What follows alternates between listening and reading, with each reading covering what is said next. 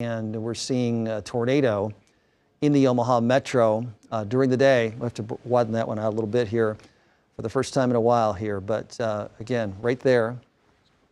So this will give you a good view. That is West Dodge. Here's the tornado, and again, I believe this is very near the West Shores area.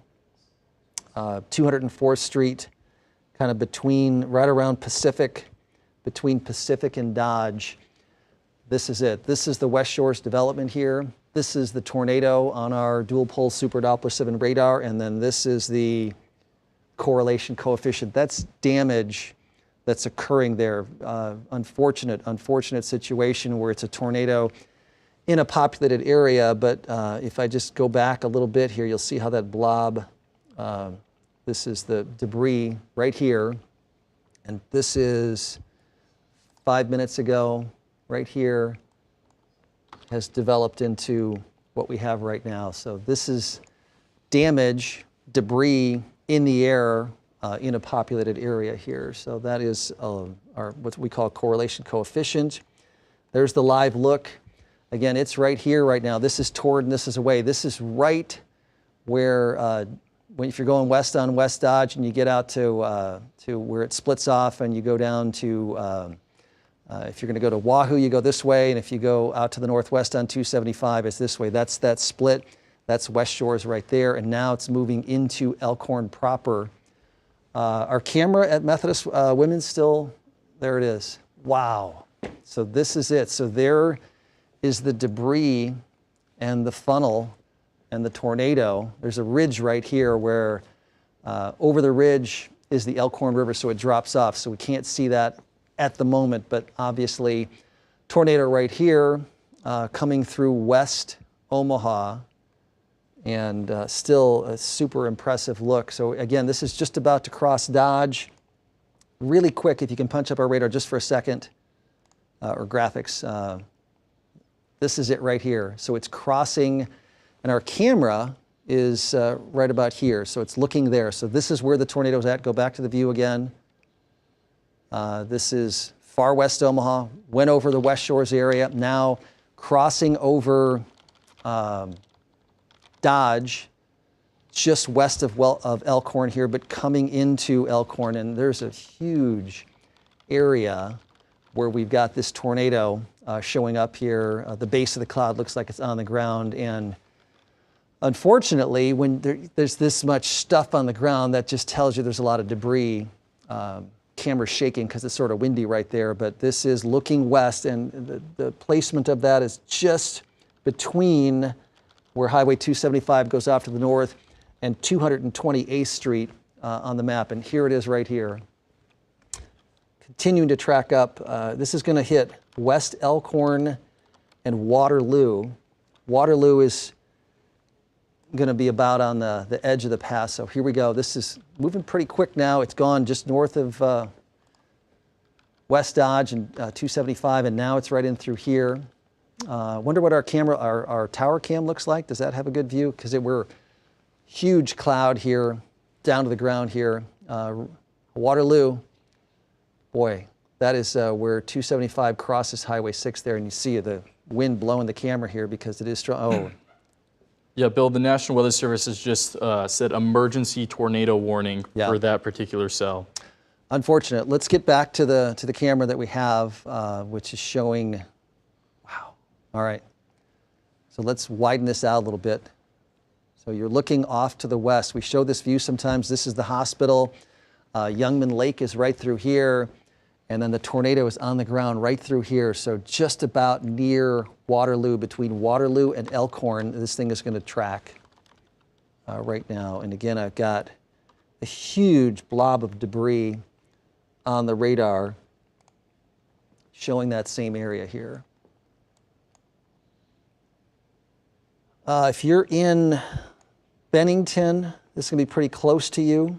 Obviously, kind of right between Waterloo and Elkhorn, though, is where this thing is on the ground and tracking here. This is a live view from our camera. Wow, look at that. Look at that. This is the view from Highway 275. This is looking southbound at Highway 6, and you can see the wind whipping on the camera here, visibility really reduced here, and again, it's a little elevated right through there. This is just south of where their tornado is currently located. Raining very hard, rain wrapping around. Let's get back to the camera view. So this is it right here. That's the base. This is the wall cloud right here. The whole thing is turning, and look at the base of the cloud there. My goodness. Here you can see this stuff coming this way, and then on the other side, it's spinning around the other way. Wow, I hope everybody in that west part of the metro, here's Elkhorn, that is looking off to, I'm guessing, the north, south. Well, that's a bad spot, so that is kind of coming right in that direction. Incredible view. If you punch up our graphics dual pole real quick, you'll see the blob that we have of debris. Oh, look at this camera. Live view from the Methodist Women's Hospital. Look at that right there.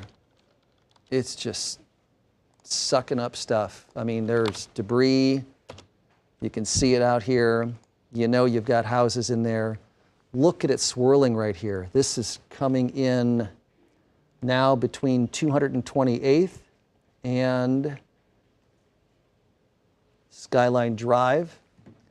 This is the debris. So this is showing you where there's stuff in the air that's not rain or hail.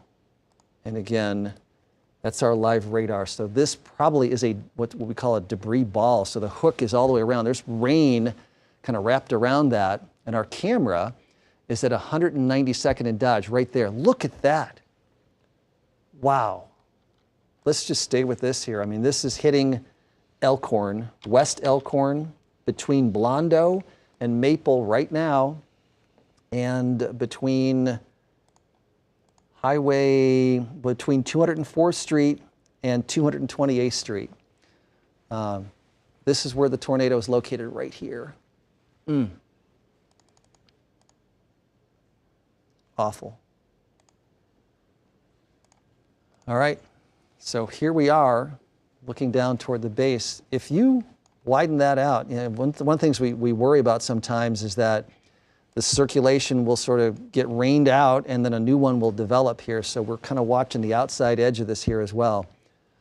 So a huge swath of damage, unfortunately, right over the west part of Omaha, kind of right between Waterloo, Elkhorn, went through West Shores. This is the blob of damage here right now. There's Elkhorn, which is, you know, that the center, we'll say, is at Maple and 204th Street. Not exactly, but close enough. And there's Waterloo, and this is all debris. So looking at that, it's a fairly wide, nearly a mile wide swath of debris that's showing up on the radar. And then the velocity still showing you this incredible couplet. Very strong toward, very strong away, right at Maple and 204th Street right here. So our camera, 192nd and Dodge, is just, less than a mile from that. Look at this view.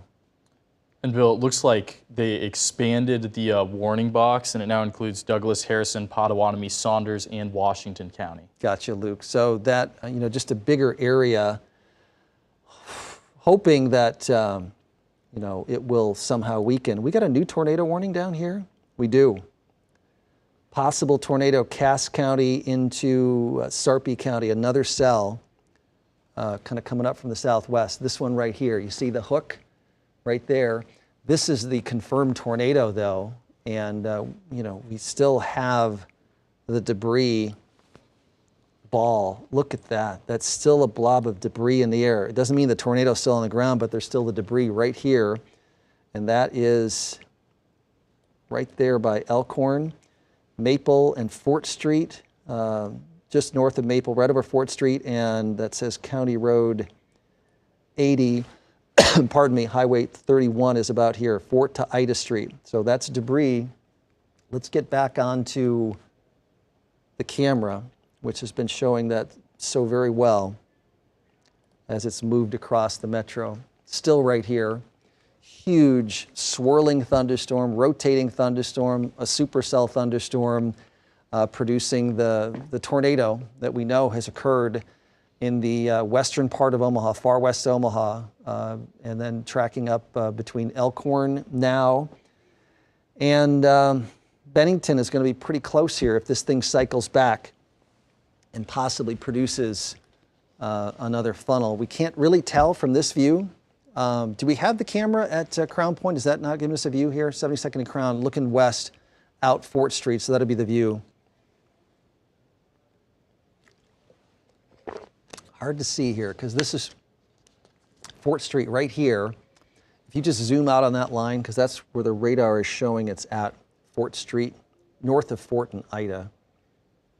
So right about here at the base of that cloud is where the circulation is showing up on the radar. Yeah, we don't want to pan. I just want to zoom in if I could. Easy for me to say, I realize here, but so we're trying to look. Yeah, it's hard to see within the view there, but that's the location, far northwest part of the Omaha Metro. Great view here. This is that camera at 192nd and West Dodge, and looking north. Still looks really impressive on our radar. And I would say that the best velocity is right there at Ida Street and 204th Street. And then that's going to be coming up, you know, if you're in that west part of Bennington, there's some huge developments out there. That's headed your way. I'm talking about these big lake developments out here, you know, west of Bennington proper, 168th Street, but you get out here by 168th, 180th, 192nd. This is the storm right here. And this is what we call the couplet, away toward Omaha, right there at Ida and 204th Street, and it's been moving this way. So man, if you're just west of, you know, kind of the downtown area of Bennington, that is headed right for you. And this is what we call reflectivity. This is rain, and what's happened is this storm has taken rain and wrapped it all the way around the updraft where the tornado has been, and it's located right through here. So it could be that there's still a tornado in there, and we can't see it because of the rain wrapping around it, what's called a rain-wrapped tornado. So that's still possible here. Northwest part of the metro. I guess the best way is to look at the correlation coefficient, and it still shows it. So this is our radar saying there's still debris with that inside of a rain-wrapped tornado. Extremely dangerous situation, tornado emergency, but because of the fact that it's wrapped by rain, you can't see it coming. You don't even know. It just looks like rain, and then there's a tornado, but it still looks like it right here. Ida and 204th Street, where we're located right through here. Let me go back and track that, see where it's gone over the course of time here. So this is current. I'll go back. This is 340. And it was, I'm going to have to move this out of the way here, down a little farther right here. So that was 340. And this is present. So there has been debris with that whole swath, and there still is, right in through there. And, you know, this is about 20, 25 minutes this has been on the ground, just when we showed you the camera, and it touched down, and it's still there. Let me widen out a little bit. Folks, updates on these other storms. Yes, go ahead. Homes leveled at Sycamore Farms. Okay, can you get me a address location on that? You know, we want to know the cross streets on that, but I'm fearful that's not going to be the only place we see that. So the other confirmed tornado warning that we've got is this cell up into Madison County. That still looks like that's west of Norfolk. And then two other tornado warnings in here for this one in Cass and Sarpy. Let's look at our velocity on that.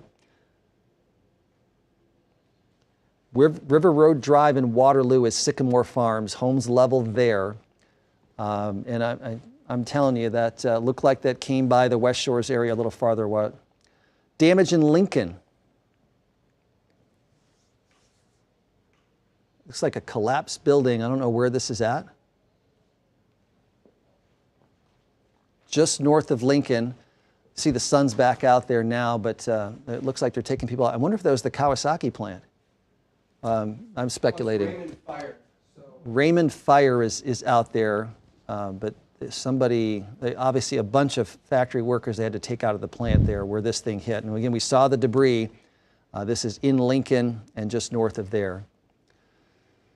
All right, I want to get back to the radar because we do have still, I'm certain, a tornado on the ground here, which is, again, the west part of Omaha, right around Elkhorn.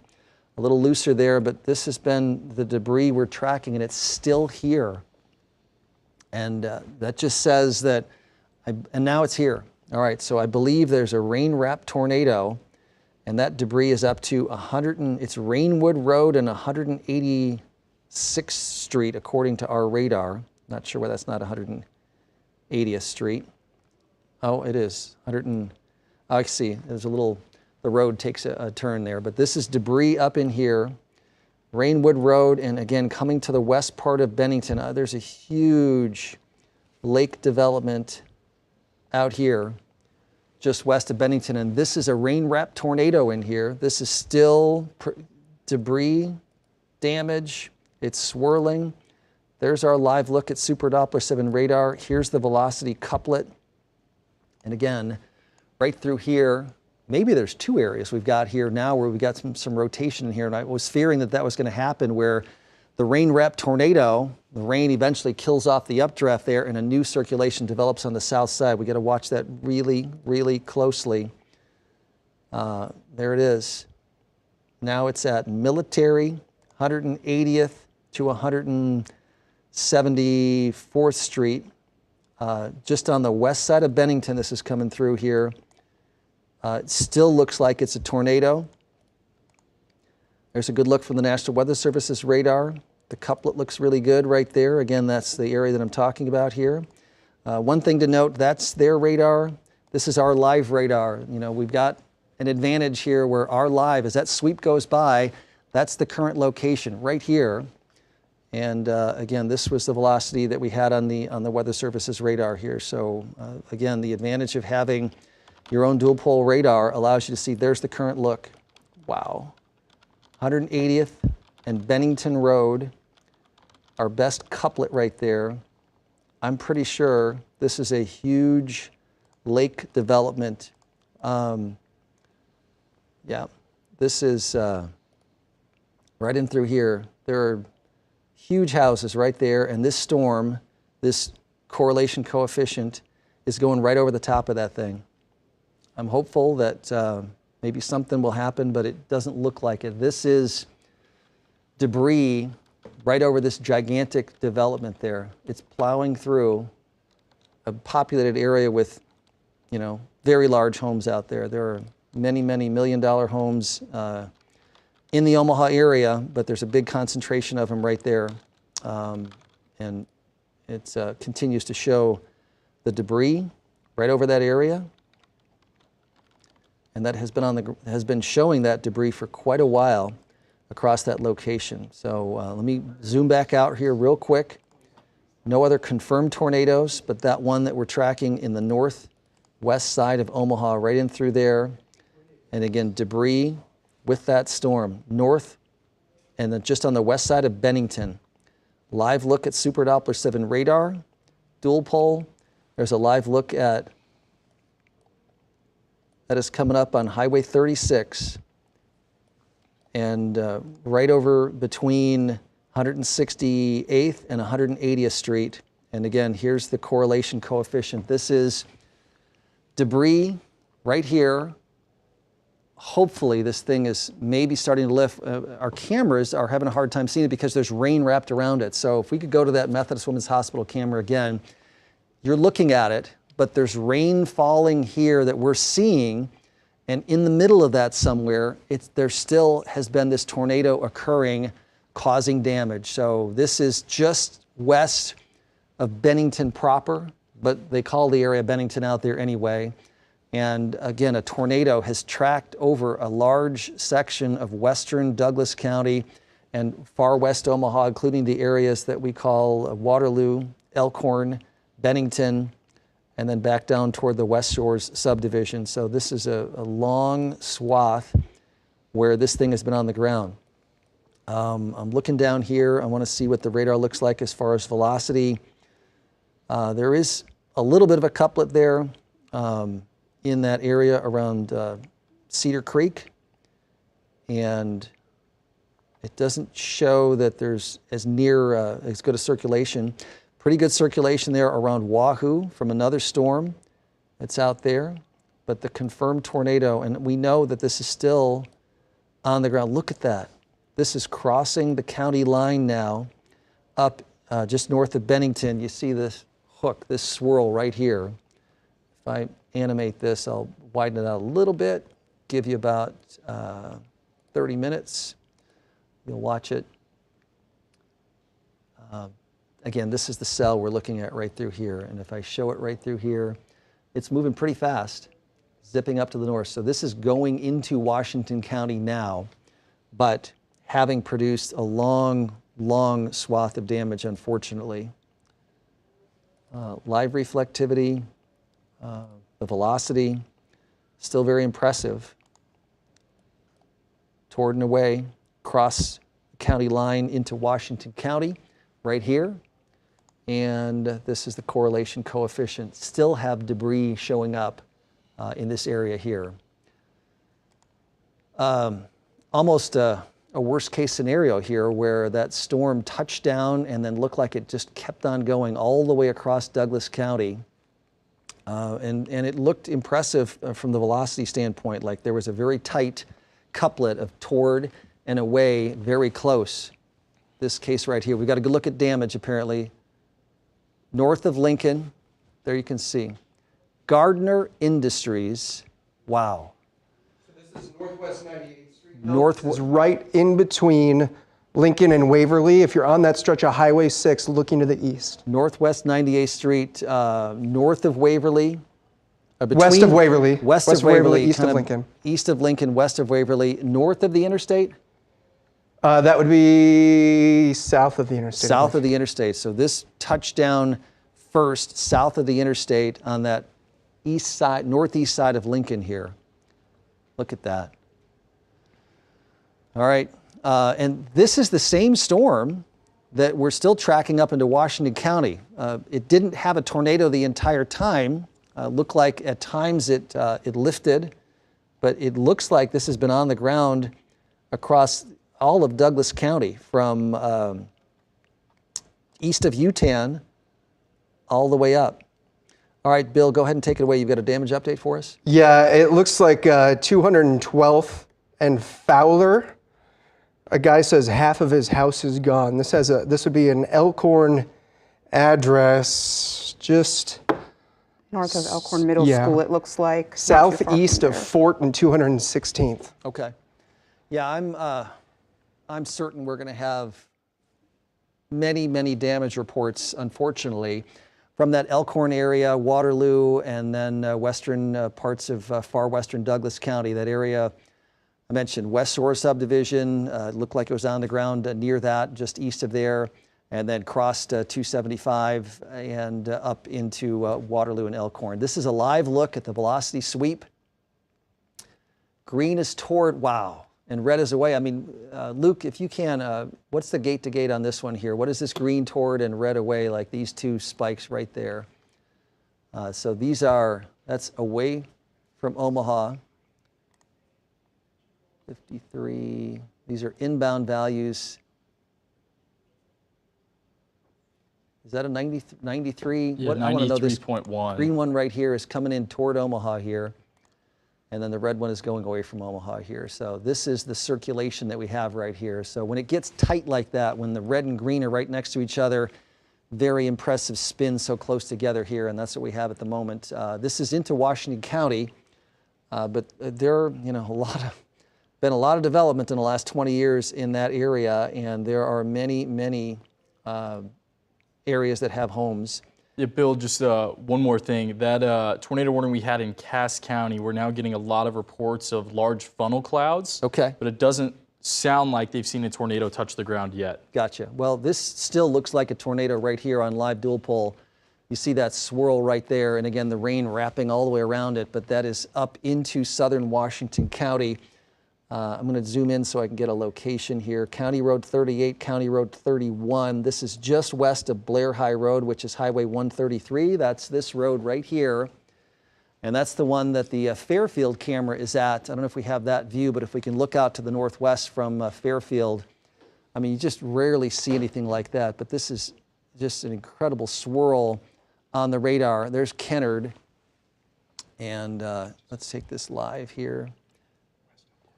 Got that view right here, right there. So directly north of Bennington, and again, this is about to get up toward Blair High Road, and there are, you know, a number of developments and homes as you get up into this area here. Fort Calhoun, just a little farther east, but this is going to be tracking up in the direction of Blair or South Blair. I know Woodhouse has its autos up here a little closer to Blair. Hopefully it will stay in mostly rural areas up here into Washington County, but this is it right here. Tornado, still looking like it on the radar. Let's look at the correlation coefficient. Yep. So this blob tells us that there's stuff in the air that isn't rain or hail. And if that's the case, that means it's trees, boards, dust, but it's been a really strong signature for quite a period of time. And we look for that here, for these areas down here, and what we're going to see is there a place where there's the velocity? It doesn't look like it.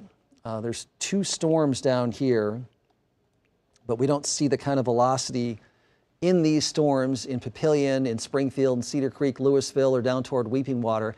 You don't see the kind of couplet that we have right there. You know, the beauty of these radars is that when you see them and you see something like this, you know that this is obviously must be watched, and in this case is still a tornado because we still have this debris occurring in this area. Let me zoom this back out just a smidge. Let me see the path that's taken here. So it is going more northeast than anything, and so on that path, let's just put a little track on this. So right here and moving north, and it's moving north fast. It's like, let's say it's 37 miles an hour.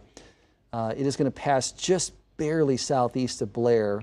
It's moving northeast at 40 miles per hour is what the National Weather Service has. Yep, and if I draw that track, hopefully it stays on this track because Blair is right here, and it would pass just barely south and east of Blair and far enough west of Fort Calhoun. So I'm optimistic that it won't hit Blair, but boy, if you're in Blair, you should be in safe shelter where that storm continues to swirl.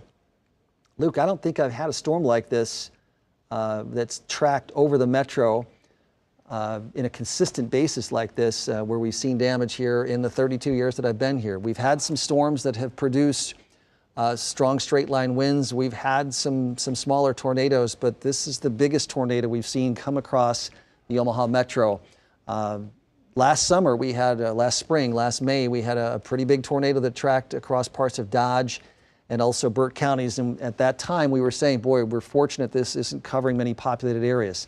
Unfortunately, this one looks as strong, maybe stronger, and it is covering populated areas. So this is a tough thing. Go ahead, go ahead. I'm sorry. No, it's okay. Is it safe to say that, I mean, at this point, we can expect a lot of damage and destruction in those areas?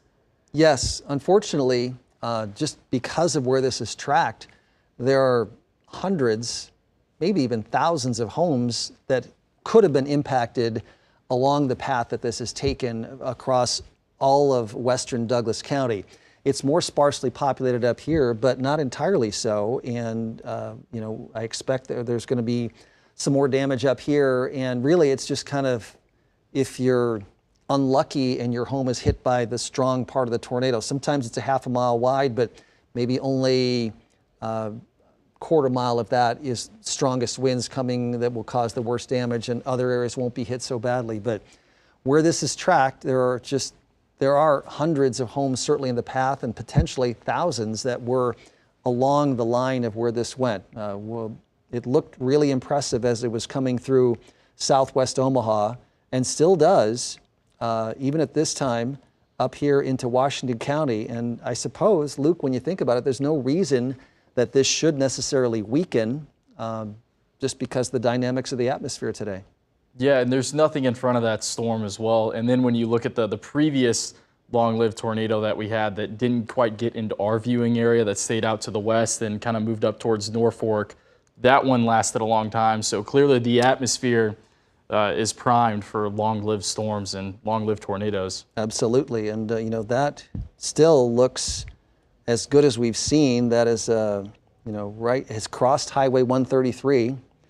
It looks like this is you got some subdivisions in here. You see the roads in through here, and let's just look at the correlation coefficient again, and it's still there. So there has been a lot of damage, and there's still debris and stuff in the air. So this, again, looks kind of weird, but when you're seeing the blue and purple here, that's where the radar is seeing things that aren't rain or snow or hail. And in this case, we know that that's debris that it's hit.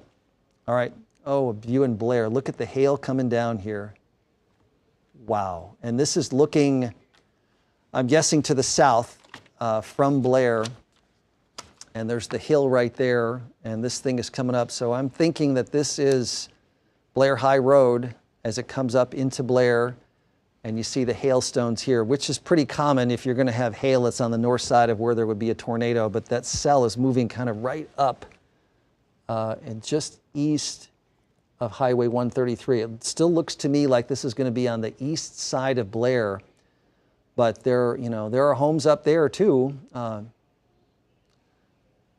I believe that, Andrew, my producer's asking me here, is there still a tornado on the ground? I believe this is a rain rep tornado in here. I think there's still a tornado in there. I think it crossed, this is Highway 133. I believe it crossed Highway 133, and it's going, I'll show you the motion here. This is going to go between, this is the debris we're tracking, okay? This is going to go, I think, between DeSoto and Blair, so right through, kind of in the middle. So most of the Blair population is right here, and this is tracking just barely south of there, but there obviously are home sites, farms, there are people living in these areas. Just the concentration of population is a lot greater in Blair than it is just 3-4 miles south of Blair, but it's still right here. So I'm thinking that there's still a tornado there, and looking at this, we still have green coming toward Omaha, red going away. So I think this is still a tornado, unfortunately, tracking up. This is, I think this is Highway 75 through here that kind of comes up from eastern Douglas County up through Fort Calhoun, DeSoto, and up to Blair. And then this is Highway 133, this little line here where this storm just crossed. Hey, Bill, also, well, one quick update on the other warnings we have. Of course, this pertains our attention more, but Cass and Sarpy County has been issued till 4:45 now, and it's still radar indicated. Yep. So no report on that touching the ground yet. Odo County tornado warning has been canceled, and also Colfax Platte tornado warning still issued till 4:45 now, and that is just radar indicated rotation as well. Luke, that's very helpful, because the tough thing is that, you know, you got 4 tornado warnings or a bunch of tornado warnings. You have to try to cover them all, because I know all of our viewers are important and we are concerned about that. But this is a tornado on the ground in our estimation, looking at the velocity, looking at the correlation coefficient, and it's still producing damage, we think. Jessica Perez is out there. Give us your location, what you got. Yeah, I'm on near Highway 275 and the intersection of Pacific Street. There's a lot of damage, some leveled houses here. I'm going to move over to the side here. You can see there are some down trees, there are some down power lines, and a man's house has been destroyed. He tells me first they've been through the floods and now they're going through this tornado damage. Now you can see there's quite a bit of damage over here. There's a barn, he said, that was being used as an apartment that was now completely destroyed. He tells me his family is doing okay, but he did lose a couple pets he's not able to find right now at the moment. Again, some down power lines that we're seeing right down here in the front of the house, and we're also seeing some down trees. There's a lot of damage here. Law enforcement has closed off the end of the street over there. There's quite a bit. There's some ambulances, there's police down there. There's also some fire departments that are down at the end over there. Now, The cleanup process is going to take a while here. Right now, there's just a lot of devastation. The family's clearly feeling a lot of emotion at this time. We'll keep you updated on the damage that these tornadoes have caused. Yeah, Jessica. Back to you. Jessica, can you stay with me for a second? So you mentioned seeing ambulance and police in the area. Do you have any idea of any injuries? Is that a concern?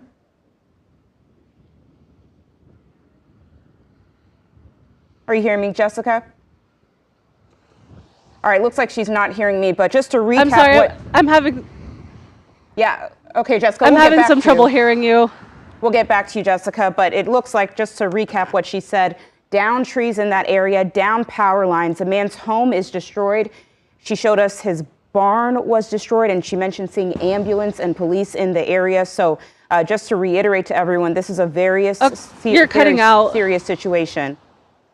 Got a few emails, people are mentioning that Bill's sleeves are not yet and wondering how serious this is. It is still very, very serious right now. So if you're in those affected areas that he's talked about, please be sure to take shelter. Yeah, you're right, Quiddy said. Probably should have done that. And, it's the kind of thing that I didn't even think about today just because of the nature of the situation. Yeah. This is a super serious situation. We think this is still a tornado here in this area of Washington County, just between Blair and DeSoto. So here is Blair, here is DeSoto. This is a tornado occurring right through here. This is the velocity, the toward and away, toward Omaha, away from Omaha right here. And then this is the debris signature right there still. So there is Highway 75. I'm just going to zoom in. So just so you get a sense for here, this is the big population of Blair here. All the city streets, homes. This area right here along the river is going to be in the path. I'm not sure. I know we've got some industrial stuff along the river there, and it's going to cross the river, it looks like, near or just south of Highway 30. So this is still a tornado that has been on the ground for, I think, the better part of 45 minutes to an hour as it's tracked from Waverly up this way. And then looking at this, we just want to see if there's anything else that looks like we have a couplet like that with these cells. And we still have some spots down here that we're going to have to watch very closely coming through Louisville and Cedar Creek, because that cell could also rotate as it spins up this way toward Omaha. But this, a lot of times when you get a tornado, it will keep on going just because of the spin, the lift in the atmosphere, and that's the case right here. Right between Blair and DeSoto, it still looks like there is the tornado occurring here. Also have a crew headed to the 212th and Fowler area. Bill mentioned this earlier, but a man said that the top of his house was destroyed. So we have Sean McKinnon and a photographer headed that way to check that out. So they should be giving us an update pretty soon here. Right, and I'm just fearful that we're going to have many damage reports coming in, and we're getting these initial reports, but given the swath of where this storm went and where it looks like on the map that we have big population areas. I was mentioning the big lake community development up there just west of Bennington. It looked like it went right over the top of that too, and there are hundreds of homes that potentially could have been in the path here. Luke, it looks like a new tornado warning here, or an update to the warning in the Blair and Missouri Valley area. Yeah, it looks like that tornado warning. Well, we just got one 415 Douglas, Nebraska, Douglas County, Pottawatomie County as well. It looks like that one's just continuing on with the cell that we've been following. And then yes, it still has the emergency tornado warning tag on Harrison, Iowa, and also Washington. Okay. Yep. So ordinarily these are flashing purple and there's a confirmed tornado, but it still looks like it to me that there probably is still a tornado rain wrapped in here, kind of between Blair and DeSoto here. And it still shows as a couplet crossing the river right through here, just on the southeast side of Blair. I'll zoom in, and then the correlation coefficient, it still looks like there's debris in the air right through here. So this is a very long swath where this has gone, and as I mentioned, potentially hundreds of homes have been in the path, if not 1,000 homes in the path of where this thing tracked through the last hour or so. So still a tornado warning until 4:30. This is, if you're in Missouri Valley, it's just to the west of you and looks like it will stay just to the west of Missouri Valley. This is what we call reflectivity, the regular radar. And this, if I zoom out, you'll probably get a better sense for it here. This is a spinning storm, and this is the hooked up area where rain is wrapped all the way around the tornado updraft here. And we can see it on the velocity right through here. This is the couplet, and then this is the debris that's occurring right here. This is outside of it. I don't believe this is debris over here. It's just that there's no precipitation showing there. But this area in here is where there is some precipitation. Put my hand right here.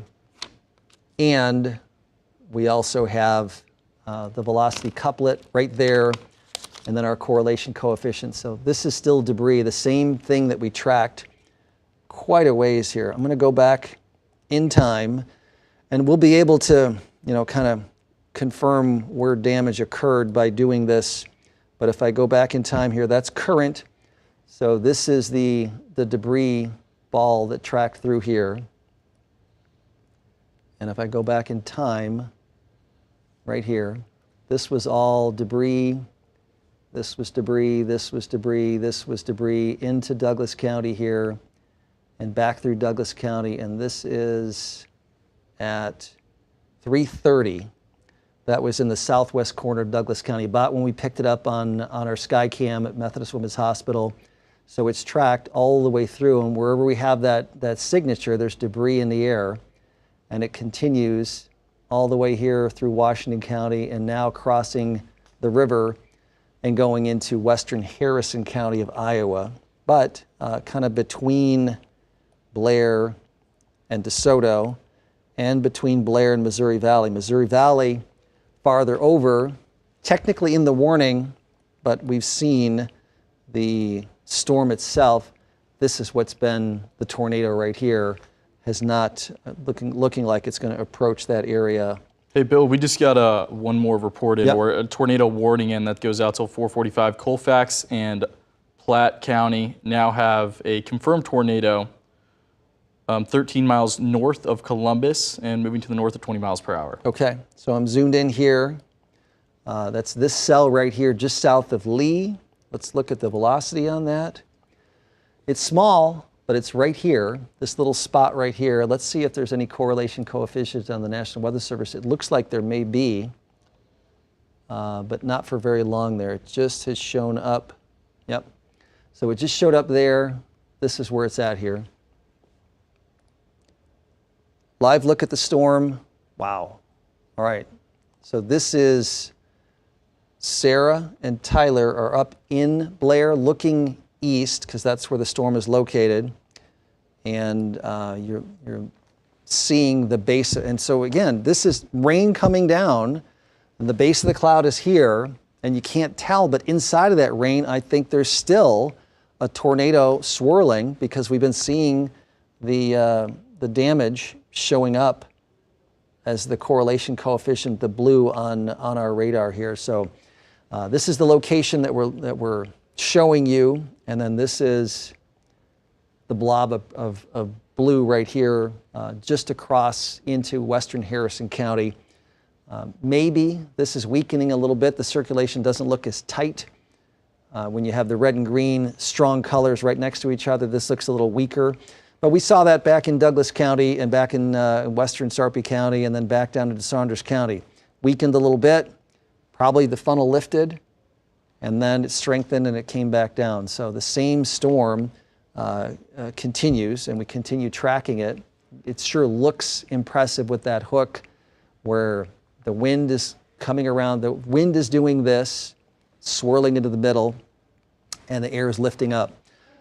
Another live hook. To reiterate something you were talking about earlier. You Sure, said go ahead, Quinicia. In your 32 years, doing this, you've never seen something like this. Well, we haven't seen a major tornado, or it looks like has been a major tornado, cross over the Omaha Metro and all these popular areas.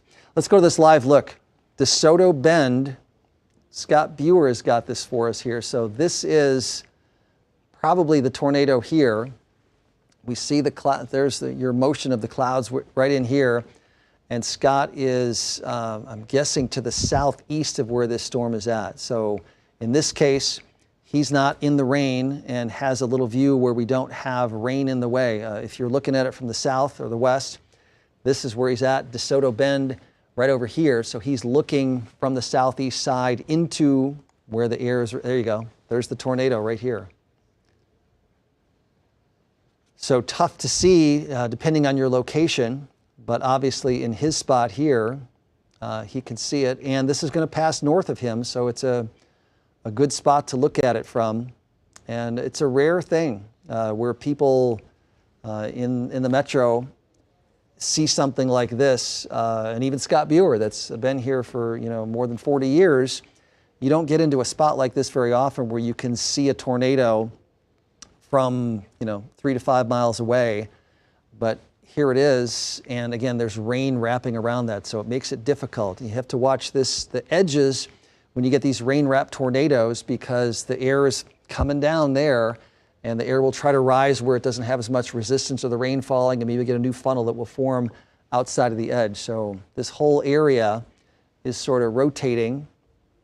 I want to get out of the way here. It almost looks, I can't tell from where I'm at here. Maybe this, that is just an image of the camera here, but this area right here is where it's turning, rain is falling, but within there, we saw the funnel briefly. Now it looks like it's kind of shrouded in the rain again. That's a great, great view. From DeSoto Bend, looking to the north now. So again, the radar is showing you across the river there, and then this is the picture of that. So Scott is right about here, and then we're looking at toward the northwest, and that is the rain, and then this is what you're seeing if you're out. So storm chasing is not necessarily easy.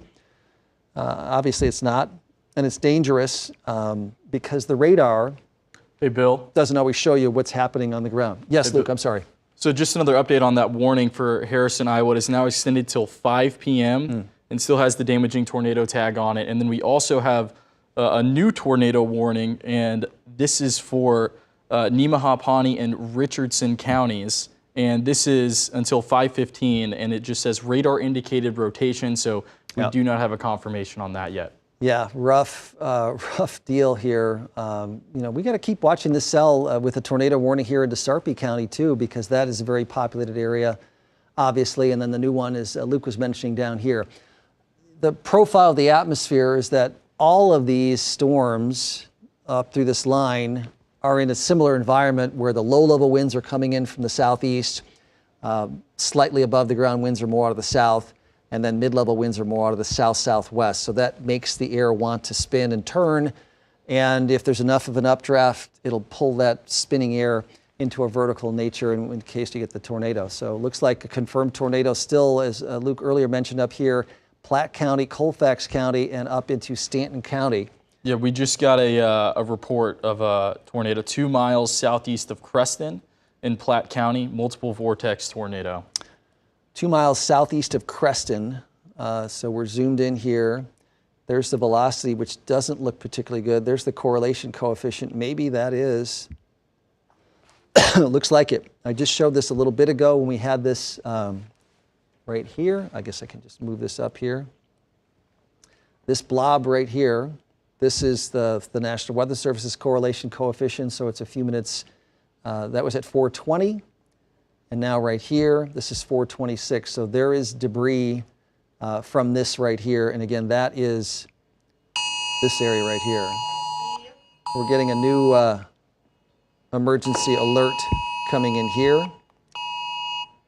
I'm guessing we've got a new tornado warning for the Omaha Metro here. Yeah, we got Cass County, Douglas, Potawatomi, and Sarpy County in that tornado warning until 5:15 p.m. And this just says radar indicated rotation. Right.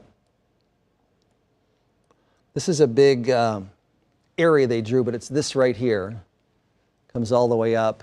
And a lot of times the Weather Service will put these out because there's some initial uncertainty as how far the circulation is going to go or where it's currently located. This whole thing, kind of looks like you got some areas that are rotating in through here. That's our live dual pulse Super Doppler 7 radar. This is live velocity. There's a spot in here where we got the tornado warning here, but these are pretty strong toward winds, a little weaker. Again, in here, we're not seeing anything like what we saw earlier with the really impressive couplet and then the debris signature, but this is again, we don't see any blob of blue in here, so it doesn't appear that within this precipitation there's anything other than rain and hail. Let's look at the Ville density here. It doesn't look huge at the moment. It does look like it is down to the south of us there, so that obviously must be watched. There's the Weather Service's velocity, and then again our live dual pole. Let's go back up here into Harrison County. Got a couple areas there. This is the storm that tracked just southeast of Blair now. It's right here, and we're starting to lose some of the debris signature. A little bit still. That is northeast of Blair and across into Harrison County. This is I-29, by the way, so it's a ways out, and there's Modale. So this is headed that way, but the velocity signature doesn't look as impressive. Away toward is not as strong, so we can't completely write it off, but hopefully that will have weakened somewhat by the time it gets farther north. Back to the Omaha Metro. Again, new tornado warning, I'm sure, sirens sounding. And looking at the velocity, nothing jumps out, super close. And then this is the reflectivity, so regular radar. There's going to be some hail with this coming up into Omaha. Let me see our correlation coefficient. Well, let's look at differential reflectivity. So this is showing us that there is some hail in these cells in southern Sarpy County and also northern Cass County, where we get these little black spikes off to the south. So we'll call that a hail spike. This is sort of a lagging indicator, but hail down toward Louisville. But again, that is moving up toward Omaha. And then again, reflectivity is sort of the regular view of the radar here. Let's just do a quick 15-minute animation on that and widen out. Yes, Andrew. Awesome. All right, so Jessica Perez is out live. She's got an update for us. She was out there near Pacific and Highway 275, I believe, is what she said. Go ahead, Jessica. Yeah, right here, right by Highway 275 and Pacific Street. We're right at the intersection. And actually that sign that says Pacific Street has been taken down completely by the wind. You can see those houses in the background. There's lots of fallen trees that have fallen over onto those homes. The one way back here, way behind me, looks like it's collapsed completely. And there's one even further back that you can see, that white one way back there. The whole side of the house is just gone. And aside from houses, there's also farm equipment over on this side that's been damaged by the strong winds. You can see that it's just kind of collapsed and pushed over as well. There's a lot of damage going on. Waterloo Fire tells me that right now they do have a command post that they're setting up at 228th and Dodge, and they have closed off most of the streets here. So if you are looking to get out of this area, you're going to have to take Pacific Street for the other way, not the way that's been closed off here where these houses are. And tornado, I've been told, passed through here about 30-ish minutes ago, but people are still just trying to comprehend what exactly happened. Their houses being destroyed. Very sensitive at the moment. Now, we will keep you updated with more updates as we continue to assess the damage here. Back to you.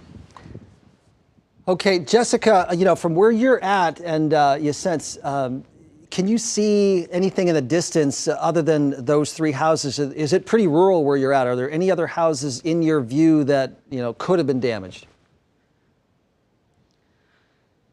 Yeah, Bill, I do see the one house that we were at earlier is just further up the street, about for a few miles. That's probably the only other house in sight. Can't really see in the distance too much since that fire truck is blocking off the street. But when we were passing, there were some houses on the other side there as well. We just can't get to them right now or see what exactly has gone on in that area. But right now, these houses just look to be very, very damaged. Awesome. Okay, well, Jessica, really appreciate the report. If you do hear anything else, please check back in as far as that area. Unfortunately, I think there are going to be more homes, but as you mentioned, they block off roads because they want to try and help the people that, or maybe, if there is damage that they have to get to immediately. So this is an ongoing situation here. Luke, I heard the sirens going off here. Is there a new warning that came out here? It looks like we did just get a newly issued warning. I think it's extending the one that was going through Sarpy County, and now it's headed right into Douglas County. Okay. And right over Omaha. So that is now out until 5:15 p.m. Gotcha. But I also want to note, I think it's moving in towards Stanton County. The purple box just issued a couple minutes ago, so I guess there's a confirmed tornado up there as well. Gotcha. Okay. Well, in this case, let me just stop the animation of that so that we've got a live latest look at it. When we're showing the radar here, this cell is of note where it's sort of hooking back in northwest Douglas County again. So still a lot to watch here. And then the storm with the confirmed tornado. All right, Andrew, go ahead and repeat that. I know you had some information for me.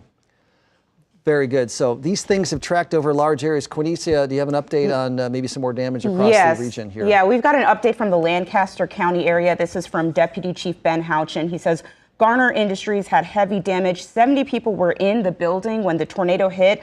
3 people injured, none life-threatening, but a lot of people were trapped and rescued there. Again, this is in Lancaster County. Very good. Thanks, Quinicia. Alex is out also with Ben. We're going to get to him in a second. When we're looking at this, what's flashing is where we believe there's a confirmed tornado. In this case, it's the cell up to the north that had tracked all the way across the Omaha Metro.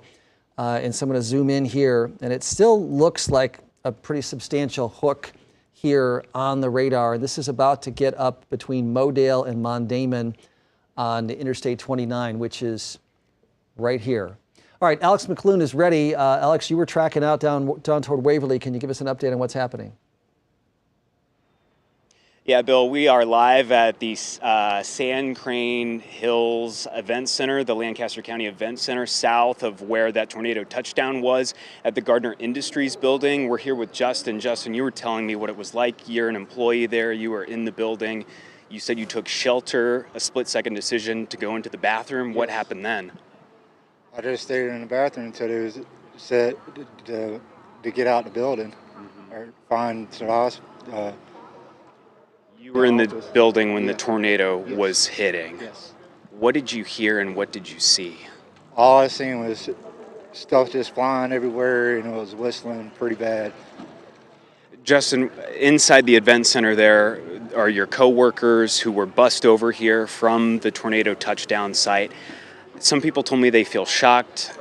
What are people talking about in there? How are you? I don't know. I just stayed to myself, really. I mean, yeah, people are shocked. I mean, there's a few people that probably went to the hospital to get checked out and stuff. Have you been able to talk to your family yet, loved ones? Yes, I have. How do you feel right now? I feel fine now. Yeah. What will you remember about what you saw today? Just it coming through work and being there. I mean. And that building is destroyed? Yeah. Well, Justin, thank you so much. We're glad you're okay. We'll let you get home to your family. Thank you for talking to us. No problem. Bill, a lot of people like Justin, shocked. Some people unable to talk right now. People we were talking to before Justin who didn't want to go on camera but are just happy to be alive. We saw one man who was scraped up but is okay.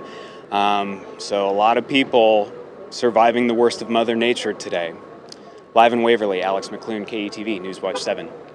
Alex, awesome. Really appreciate the report there. And we're going to hear more stories like that as a lot of people have been affected by these storms and the tornado that tracked across the area so far today. And we think there's still potential for more. We've got a number of tornado warnings here continuing. There's a new one here, right? This is a new warning for Washington County.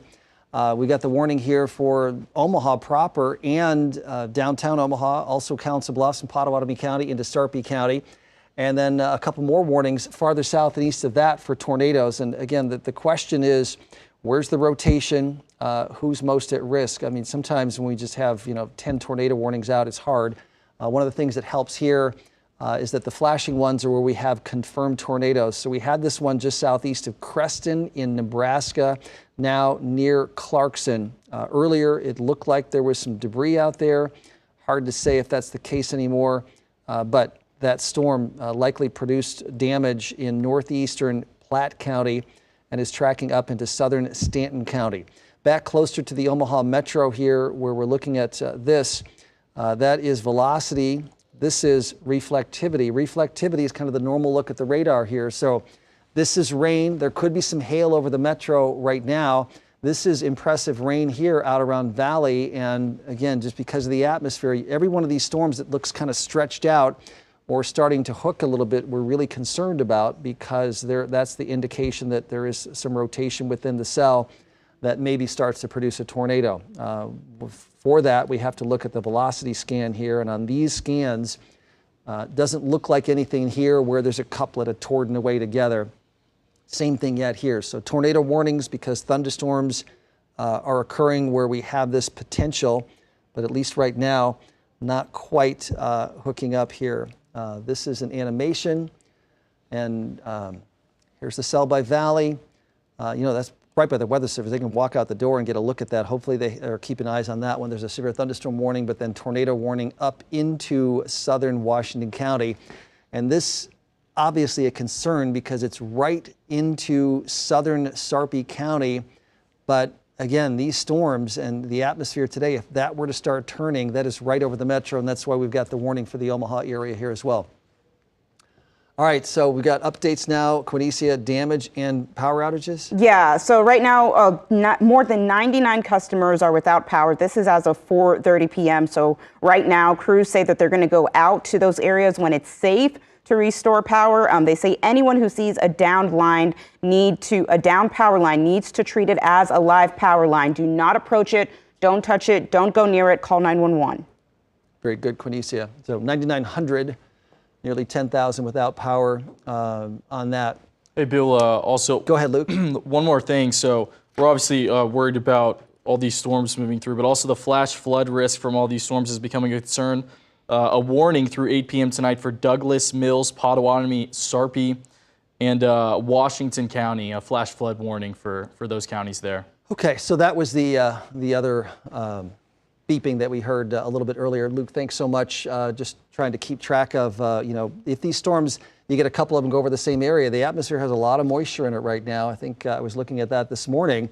And, if you get 2 or 3 thunderstorms over the same area, you're going to have some flash flooding. So that's the concern right here. Live look at Super Doppler 7 radar. Tornado warnings. I wonder if our cameras, if we look at, let's go back to the Methodist Women's Hospital camera, if we possibly can pull that one up. That's right out here, and start to look around. It's in a good spot. Also, the Charles Schwab camera might be in a good spot to look back east toward the city here. But either one of those, the radar can give you one picture. There's Methodist Women's Hospital. We want to look out around this way. So if you can pan that around, keep going. The base of that cloud, keep going, and then a little higher. There you go. So we're watching that, these lowered cloud bases in here. Even though a storm tracked over that area, you're in a spot here where the air could still turn.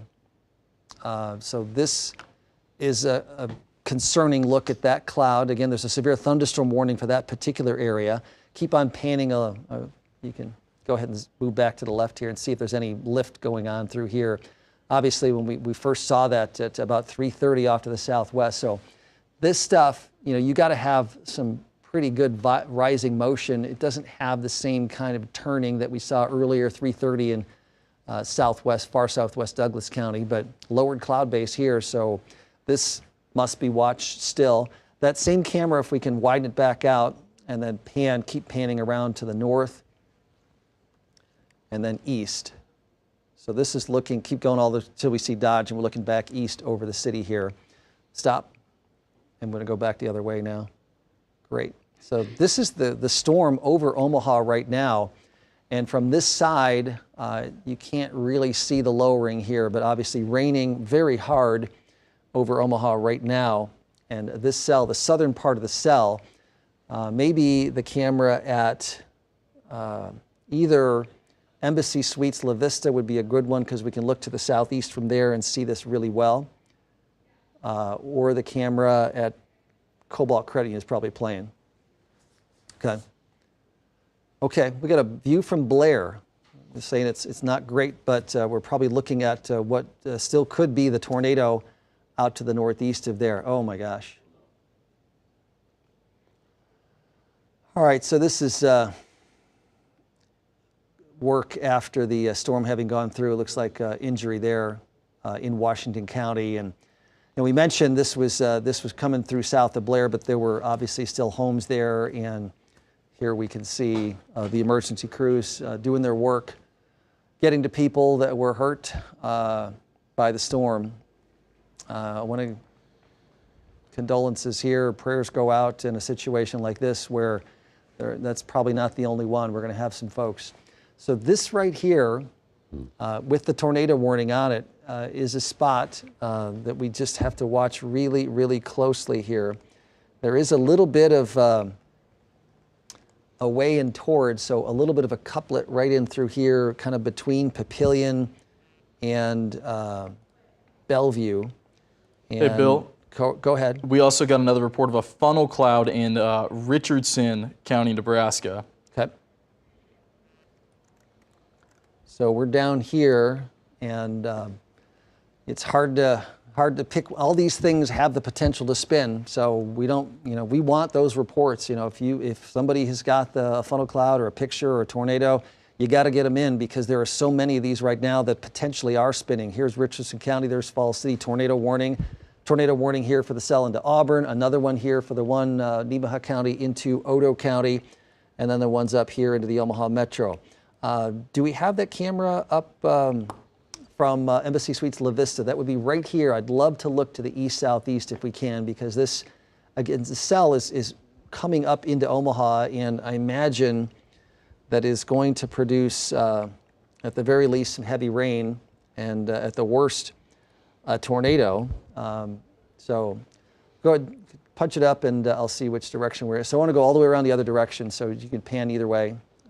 Good. Slow down. Okay, so this is great. This is the base of the cloud where we've got a tornado warning for this thunderstorm, but we're looking at the base of this thing here. And right now, we don't have a really lowered base. I don't know if you can zoom in on these areas right here, but I'm sure the air is sort of lifting up into there. But this is the one we're going to follow here. So this stuff right here. And then if you pan a little bit, there you go. So in here, let's see, is there anything, these are the areas that, you're going to see if there's going to be any kind of funnel develop. And right now, there's no funnel there. There's not even any rapid motion. This is just rising air up into the cloud. But the concern is that it could happen. This could start spinning. The lift could really intensify here. You see the base right here. All right, let's zoom out a little bit and then pan a little more back over to this to the north. Yep, great. Keep going a little bit more. And then we're looking up into Omaha proper. If you keep going one more. So this is great. Rain coming down. I imagine there's some hail. Our radar is not estimating that it's super large in size hail. There's probably some hail in there in that area between Papillion and Bellevue. So in here, falling out. Sometimes you'll get kind of a whitish look at it here. The radar over there is showing you where you got those black streaks. That's where the radar is sensing some hail between it and where it gets to. So just west of Bellevue, some hail. And then just to the northwest of Blair, also a bit of, well, it could be actually near Blair there, some hail occurring as well, just northwest it looks like. All right, so a live look from our camera at the Embassy Suites La Vista. This is looking at the storm over Omaha right now where we have a tornado warning. And I'm optimistic right now where we don't have any super fast rising air or vertical motion or spin within that. But that's this cell, and that is, our biggest population base within this area here. Impressive looking storm with the tornado warning on it here into Mills County over Glenwood right now. It doesn't look like there's a super tight couplet. I should probably go back up and look at the cell that's up into western Harrison County. We were talking about it going between Modale and Mondayne crossing I-29. This is it right here. This is still the one that produced the damage. It doesn't look like it has the, okay, Nathan Moore is up there in Modale right now. So that is the cell that I just showed you on radar. Get my water here so I can keep talking. And really good motion of the clouds right through there. But again, the big concern, it's raining, so it's rain wrapped, but it doesn't look like there's a tornado here. Nathan Moore traveled a lot of miles here today. He was down on the cell near Lincoln, but you look through that and then off to the southwest now. So a pretty good view he's got all the way around. And that was the storm that produced all the damage. And I'm going to just look at it here.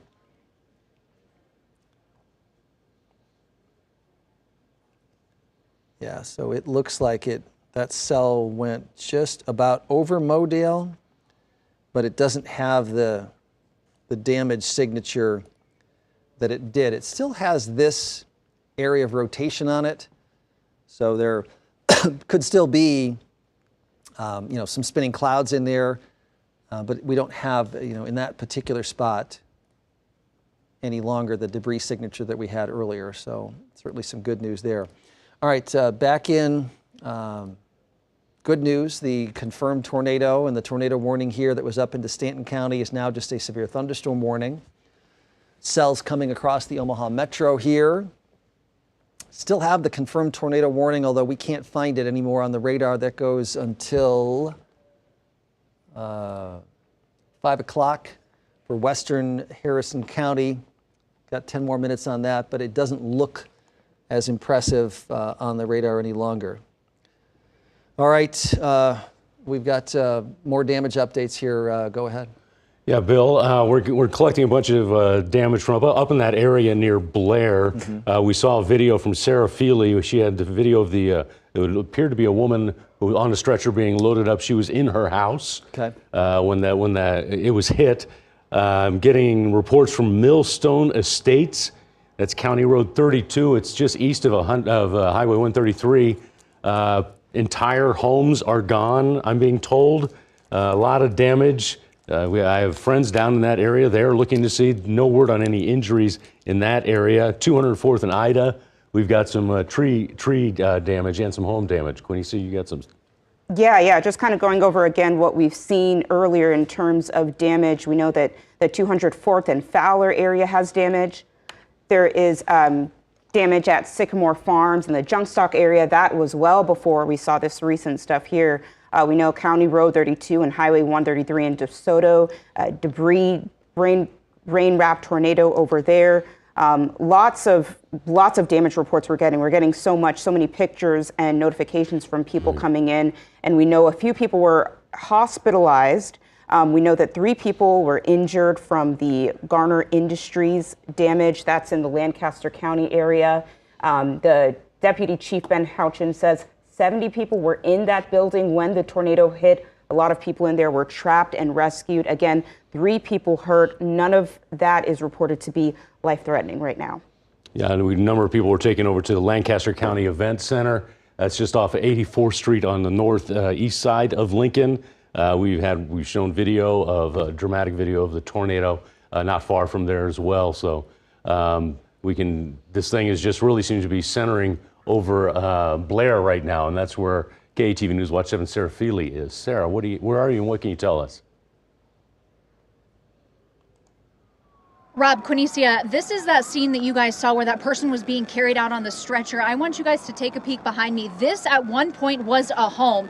You can see the insides of this home just destroyed. There are broken bits of glass everywhere. There is actually a lawnmower that was likely in the garage, tossed onto its side. Just the foundation left of this home here. Now, like we said, there was a woman who was taken in a stretcher to the hospital. We are working with law enforcement up here who's basically going from home to check on people in this area. Now, the house just next door here has little damage, just shingles ripped off the roof. We actually spoke with a storm chaser who came down here to catch this storm. She said that she was driving by. She did not even know a home was here. She stopped at the home next door to check and see if they were okay when they said, please, please check on our neighbor. Yes, Sarah, speaking of those neighbors, I mean, talk to me about what people... Now, we do have a second set of tornado sirens going on. Yeah, we can hear that now. What are you, have you got to I'm sorry about that. Go ahead. You're asking me about that. Yeah, are you hearing from people in the area, people living in the area? Have you gotten to speak to anyone living in those destroyed homes? Yes, Quinicia, we have. So you can see definitely a ton of trees just ripped in half here. They tell us it sounded like a train coming through. It was incredibly noisy. They ran to their basements or their safest places in their homes and waited this out. They said the most jarring thing, the first indication that this was a serious storm for them, were these tree limbs snapping. Now, they are everywhere. Tyler White, my photographer here, taking a look at them. This is everywhere. We're off of Highway 75, and it is a stark difference when you begin to find where that tornado exactly went through. So that was people's first indication. Now they're just trying to pick up the pieces, check on their neighbors, and find out if this second round of storms is headed right for them again. Can you tell if there's any other emergency vehicles as far as ambulances there? Are there any, is anybody else responding, or was it just that one ambulance? Yeah, Rob. So as a matter of fact, we saw several emergency vehicles. The Washington County Sheriff was here, and that was the first person on scene who was working on the woman. You can see this red tarp right here is actually where she was on the ground. We saw the Washington County Sheriff's deputies. We saw several law enforcement vehicles. That one ambulance to come here to get her. We also saw several fire trucks, and there's another ambulance just down the way here at another home, but they have not taken anyone away yet. So we are still waiting to see exactly what we're looking at down that way. But for now, of course, we're just at this leveled home here and working to learn the most we can, especially that woman's condition as she was taken away from here. Hey, Sarah, can you give us an estimate about how big the houses are there? Because if I'm fairly familiar with that area, the houses are spread apart, and we're not talking small houses. I mean, these are substantial houses. Right. So, Rob, this home actually looks to be on the smaller side of what you would expect for Blair. It's just a single car home. You can see both sides of the foundation here, but just across the way, there are some much larger homes. There are several hills up here, and the neighbor's home next door is slightly larger as well. This home here, obviously, a smaller one. I'm sorry, in my ear right now, I've got another tornado warning coming through from our iPhone. Yeah, we're getting it too. But you can see where this white vehicle is right here, and sort of yeah. Go ahead, Sarah. Keep going. There's a White House just back there a little bit. You can see. So those are the sizes of the homes where we are. Now, this swath right here, not necessarily the larger homes that you would expect in Blair, but they are a little bit spread apart. So again, we are just dipping our toe into the damage in Blair. This is the first place we pulled over when we saw these first responders working on this woman. But of course, there is a wide swath of damage up this way. Sarah, can you tell us one more time what part of Blair you're in right now? Yeah, Quinicia, we are at 9682 Highway 75, so we are just into Blair here. The OPPD power plant is quite a ways behind us, and this is a pretty wooded area. I definitely wouldn't call it rural, but you can imagine we're just sort of on the outskirts of Blair. Okay, Sarah, thanks. Thank you. Stay safe. Yeah, we want to go back over to Bill. Bill?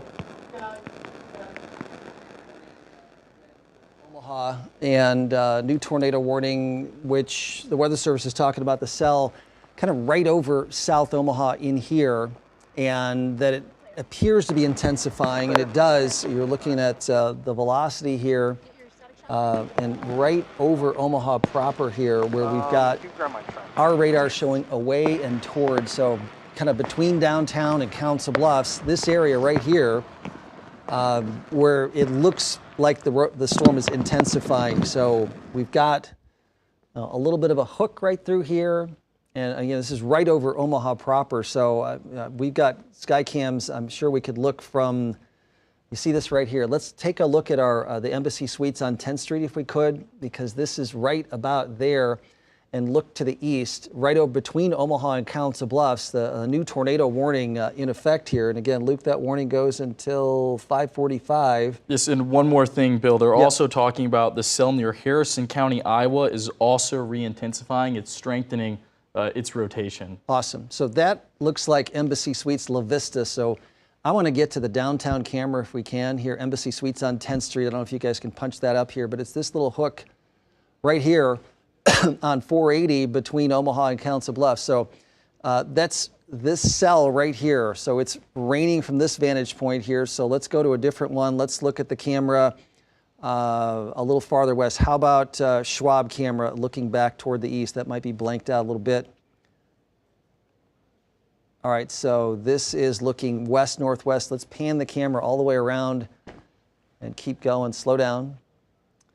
So we're looking east, so I want to go, just keep going a little bit on Dodge here, and then I want to zoom that way. I want to zoom into that if we can. Just go ahead straight eastward here.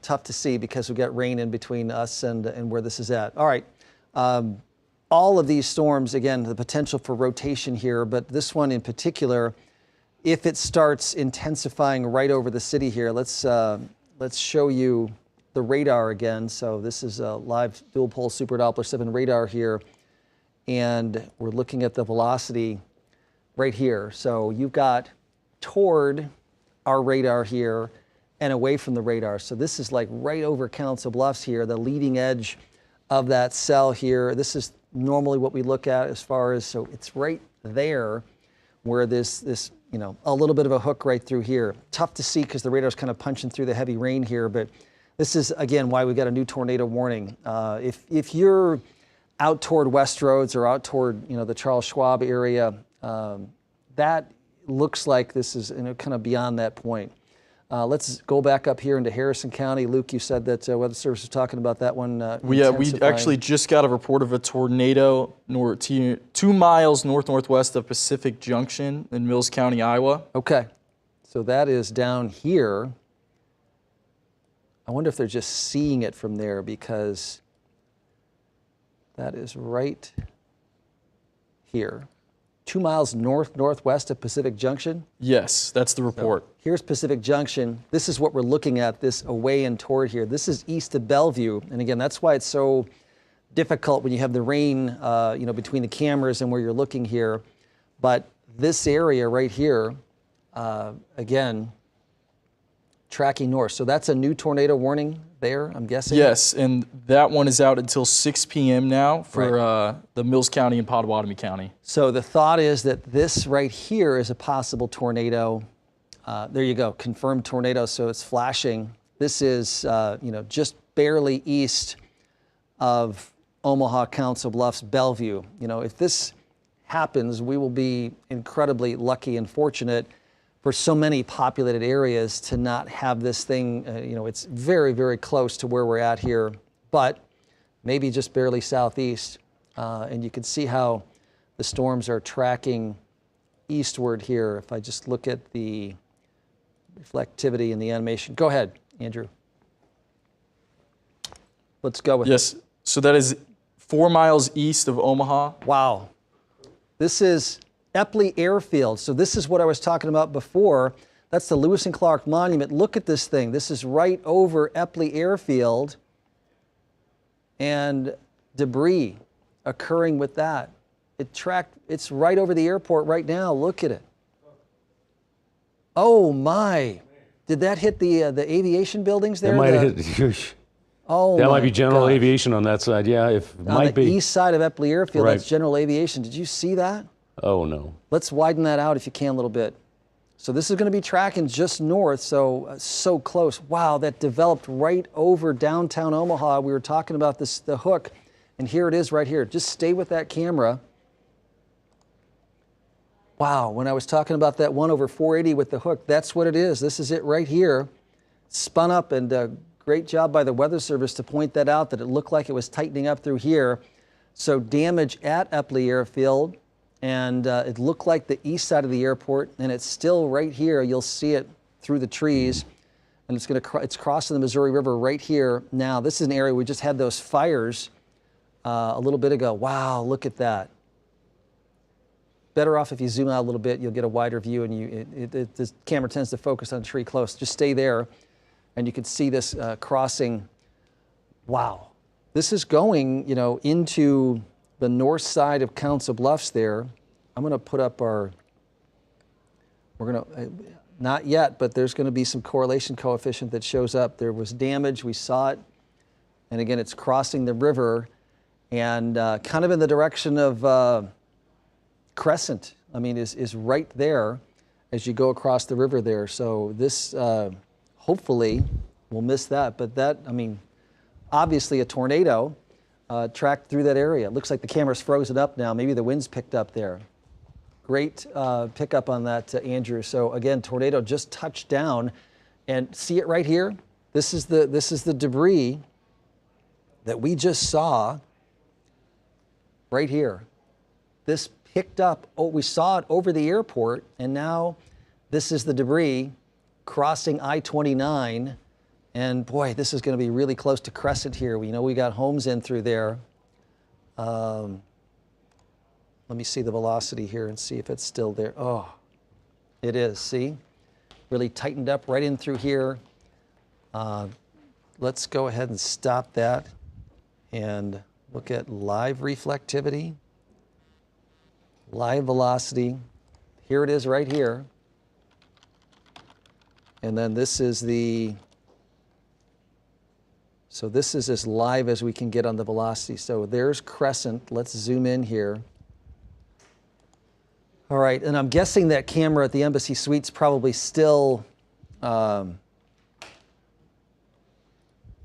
show us anything. Look at that. So let me go back a little bit here. You'll see it develop right over, this was it right down here. This was some debris.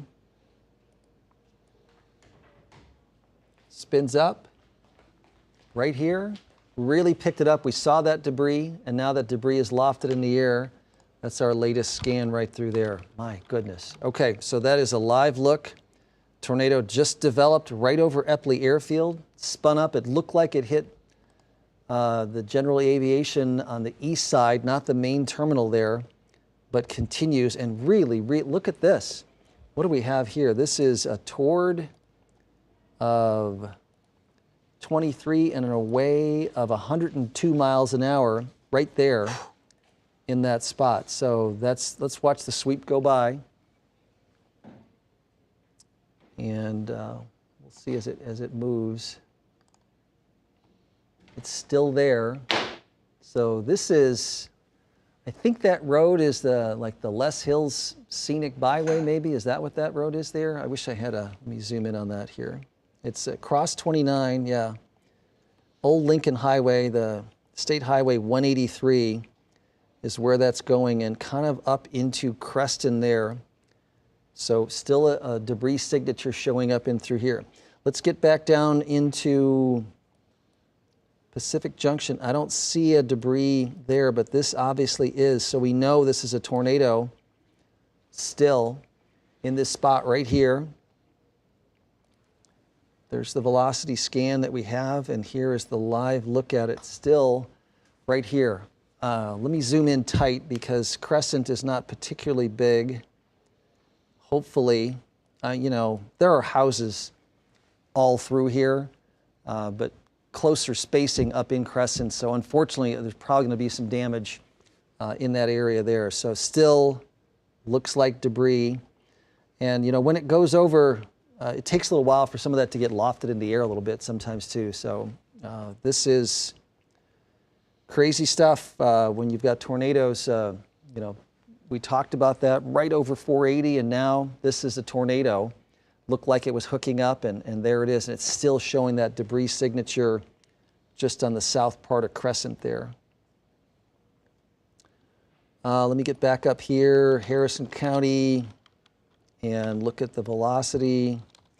Up around Pisgah, we still have this signature crossing up from Harrison County up into Monona County, just to the east of Pisgah there, where there's a confirmed tornado warning. That warning goes until 6 o'clock.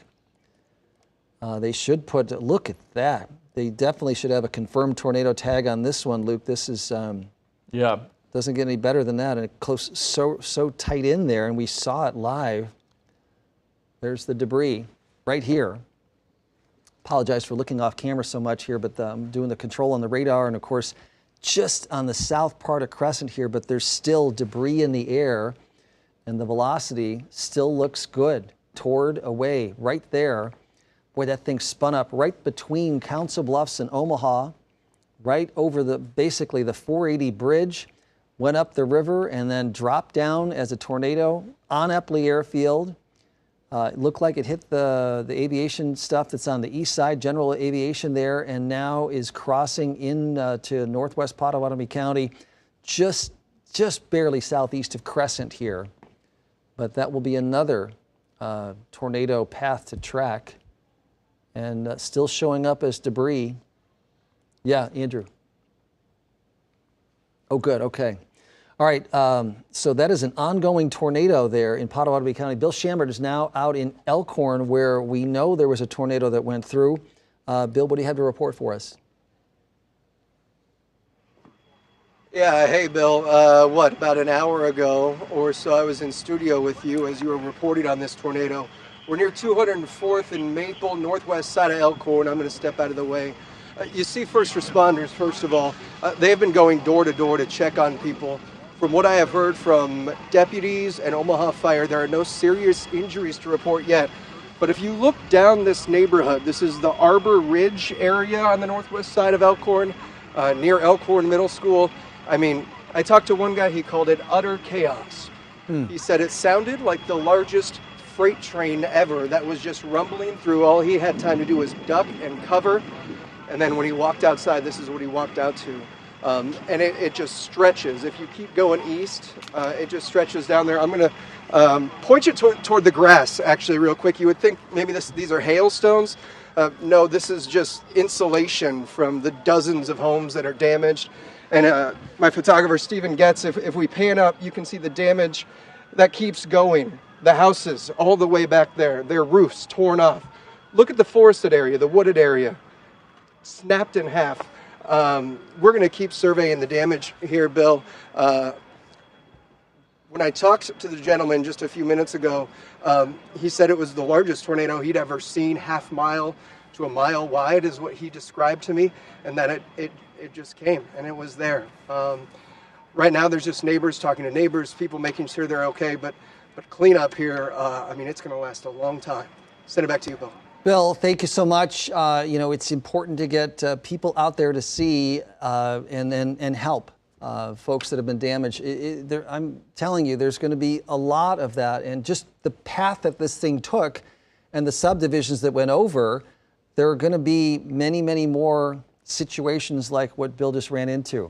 All right, we've got, you know, a confirmed tornado here. We've got another one that looks pretty good over into western Iowa. This is the velocity scan, and this is now on the east side of Crescent, but this still looks like a tornado over here. Luke, go ahead. Yeah, we just got a report of a tornado there from a storm spotter 1 mile south of Crescent. So they looks like they haven't confirmed it yet, but we did get a storm spotter report of a tornado there. Right, well, obviously the Weather Service knows that, you know, they can't follow everything, but, you know, we saw it touch down at Epley Airfield, and there's still debris in the air here, so I imagine this is still on the ground here, just now east-northeast of Crescent. There are a lot of homes built in the hills over here in western Iowa. They are spaced out a lot. Maybe we're lucky and many of them got missed, but there are going to be some damage reports come in through here on the north side of Council Bluffs in this path, as you'll see just over the last 15 minutes where this thing tracked here, and I'll just drag the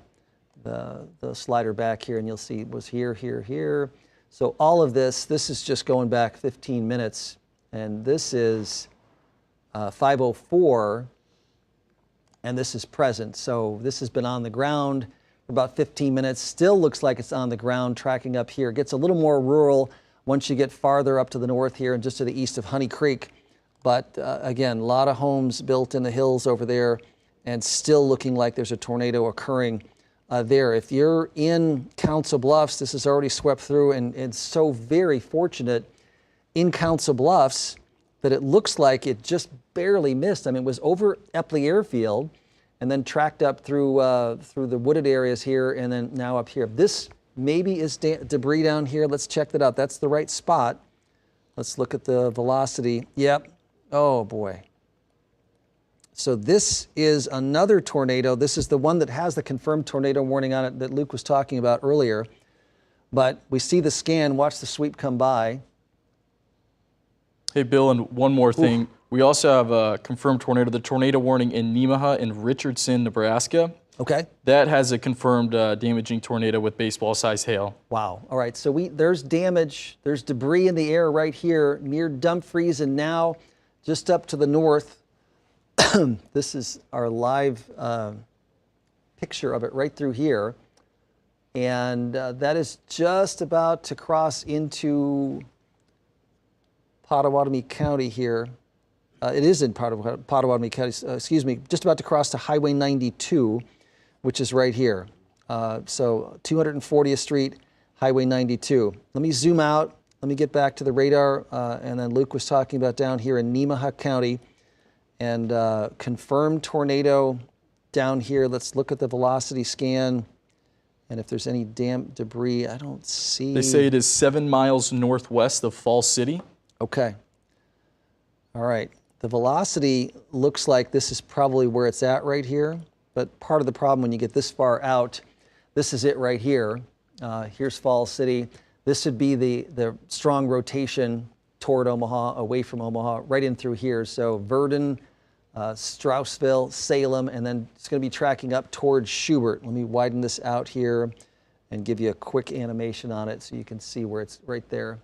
And this looks pretty good too, that couplet that was there in Nemaha County, crossing the river into northwest Missouri, Atchison County. So, gee whiz, continuing rotating thunderstorms. These two look really good. Wow, again, just barely east of us. Look at the gate-to-gate shear over here. That looks really impressive. This is now northeast of Crescent, and that should be a flashing purple as well. We know there was a tornado that we saw 97 miles an hour away, 48 miles an hour toward. That's incredible. So tornado here. Let me just show you the correlation coefficients of the debris right there. So we know that this is still churning some debris in the area with that. And then the one in Pottawatomie County, there it is, crossing Highway 92 right there between 240th and 260th Street. That is a tornado. And this is debris occurring as well, tracking northeastwards. So let me just animate that one so you get a sense for where it's going. Just showed up recently here. So there was a tornado warning, there was a funnel, but now you see the debris that's showing up right here crossing Highway 92.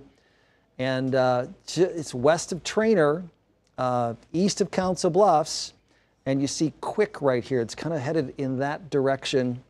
You know, it's a little more sparsely populated, but you know, not entirely so.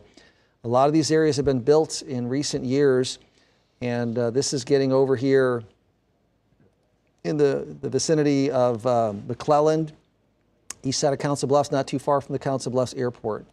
Wow, look at this thing.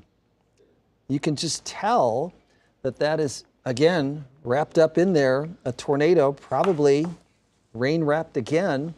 Here it is, and here's the correlation coefficient. So we've still got debris from this thing here, and that developed right over Epley Airfield and continues tracking northeastward now.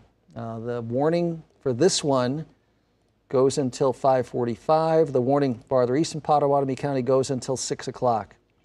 Incredible. It just spun up right over the city. We might have a view now if we take the camera at downtown Embassy Suites and then look off to the east or northeast. Might be able to see up in this direction. So this is still a tornado that spun up right over Omaha Epley Airfield, and now is tracking off to the east, and also, there you go. So now it's flashing purple as a confirmed tornado, as we told you. That one had been showing debris and did touch down by our camera at the Lewis and Clark Monument, looking right in there. Okay, gosh, Rob, Quinicia, damage and power updates, right? Yeah, we want to jump in here for a second as we're looking at as the estimates are coming in. You're looking at the power outages for OPPD right now. Douglas County, just over 6,400 customers. Washington County, 3,400 customers. And as you look at that, I want to tell you, I got a message sent to me from St. Elizabeth's Hospital in Lincoln. They put out a basically all hands on deck call, a text, and I'll read it to you. It says, urgent, we need as much staff to report to work to help out with a potential mass casualty. We are expecting up to an influx of 90 patients.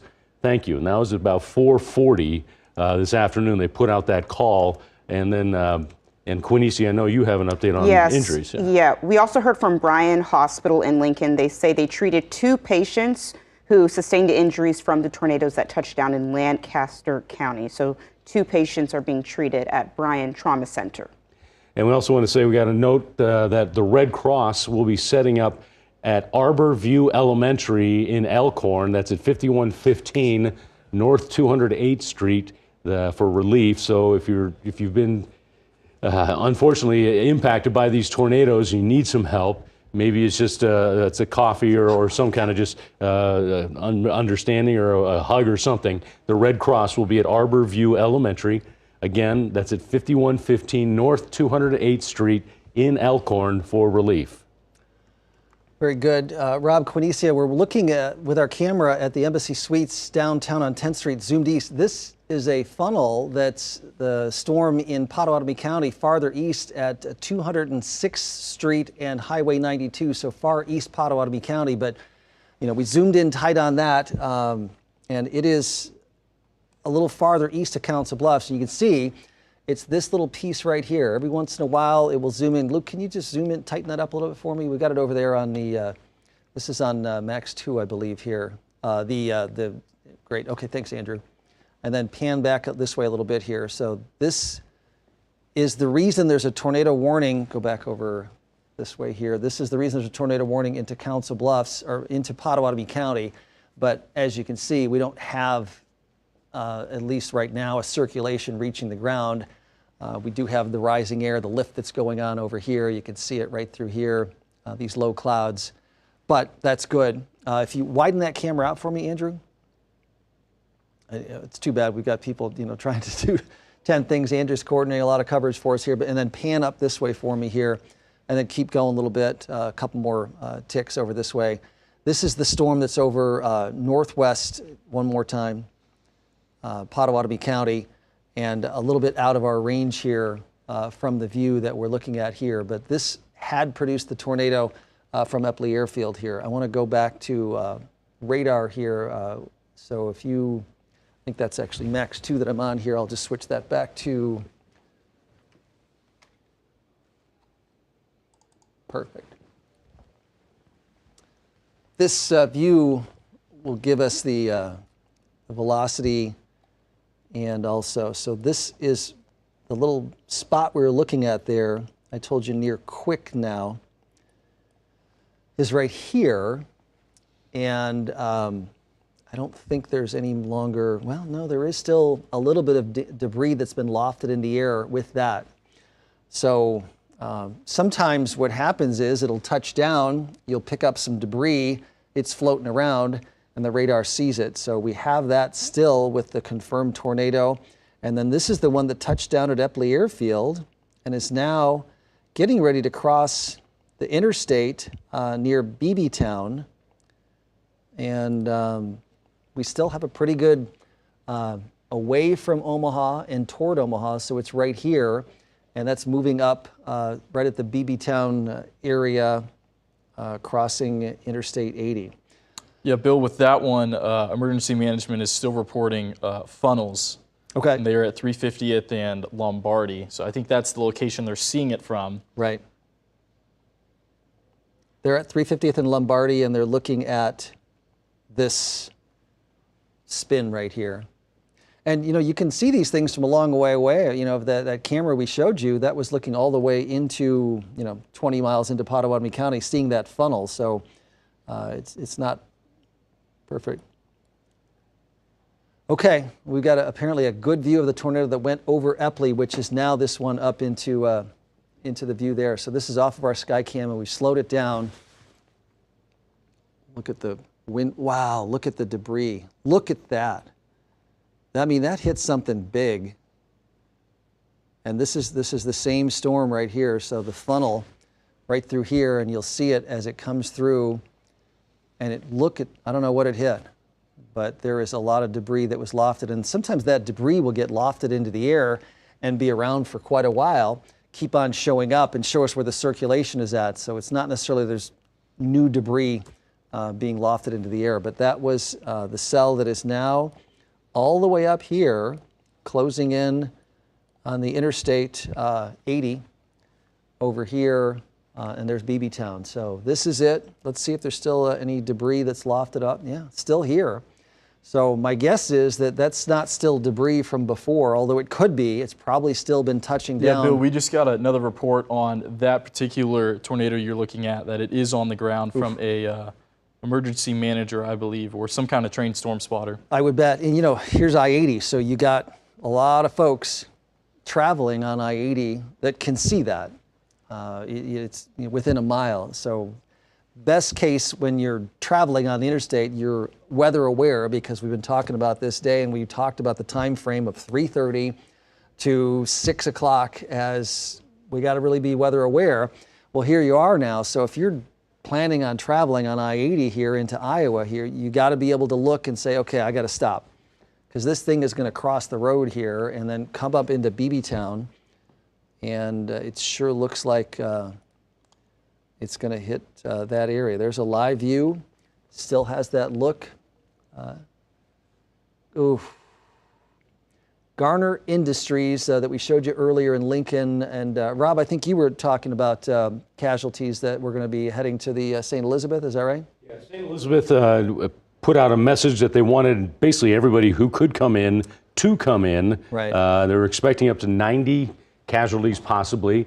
And we've heard now from other hospitals doing the same thing. They're having people come in. I don't know if that's precautionary. We Right. hope it is precautionary, Yeah. because you never know. But yeah, Gardner, that's not, if you look at that picture you're looking at, Bill, I mean, if you're inside that, there's going to be injuries there, right? It may not be, hopefully not serious, but someone's going to get hurt. Yeah. And Rob, do you know the exact location of that? Maybe you could look it up for me, and so we could share with the viewers, where that was in relation to the interstate and say 56th Street, or Yeah, I just don't know where's that? Gardner Industries. I know we were at Alex was at or Sean, one of them was at Sandhills Publishing. Yeah. Which is just off the interstate. It is just off kind of the downtown exit, if you will.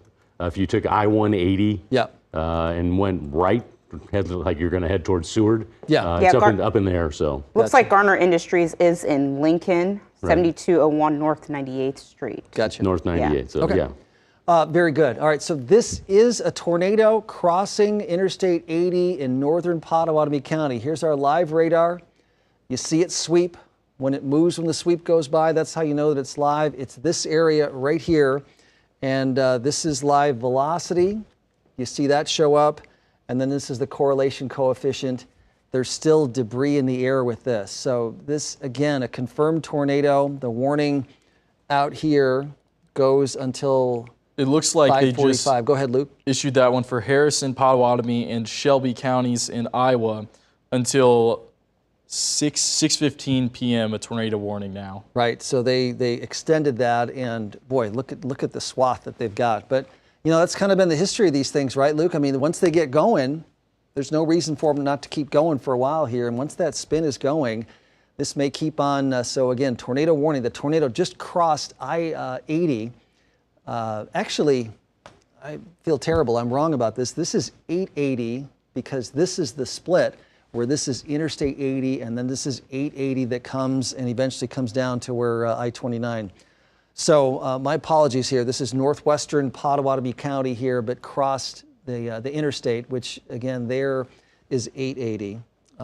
But very near Beebeetown, and we're showing the debris still showing up here. And again, the velocity still looks like there is the turning occurring right over that location. And then the reflectivity, this is what you normally look at with radar.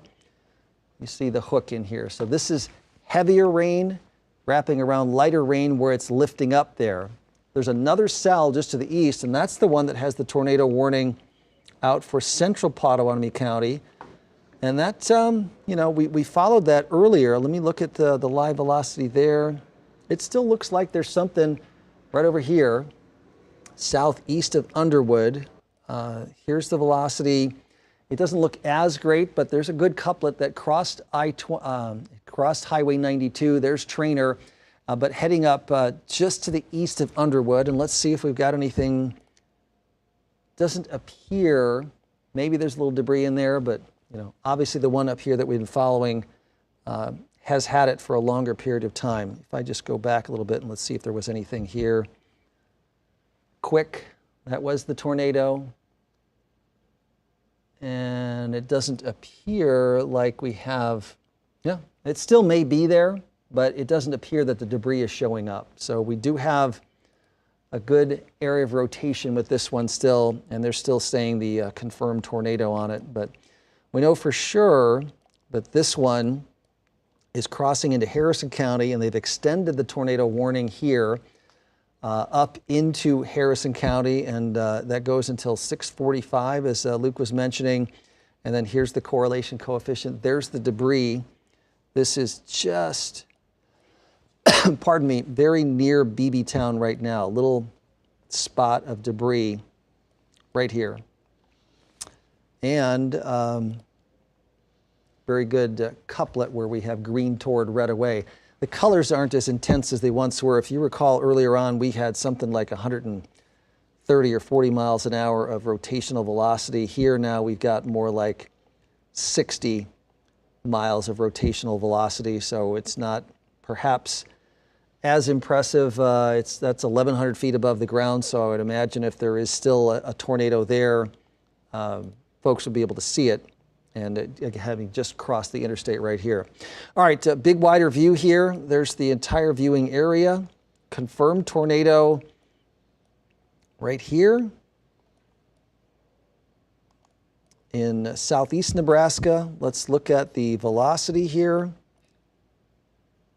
Couplets don't look as great. Pretty good one right here by Tarkio where there's a severe thunderstorm warning. And then the correlation coefficient, I don't see anything in that. All right, let's get back into the metro here. And thunderstorms starting to edge off to the east and north of Omaha right now. There's a live look at our dual pole Super Doppler 7 radar here. I want to see if we have anything in there. Still really good here. Impressive looking couplet there toward and away, and not as impressive up here on Beebeetown. Let's look at the correlation coefficient. Let's hope that maybe that blue area is shrinking where it was, hopefully.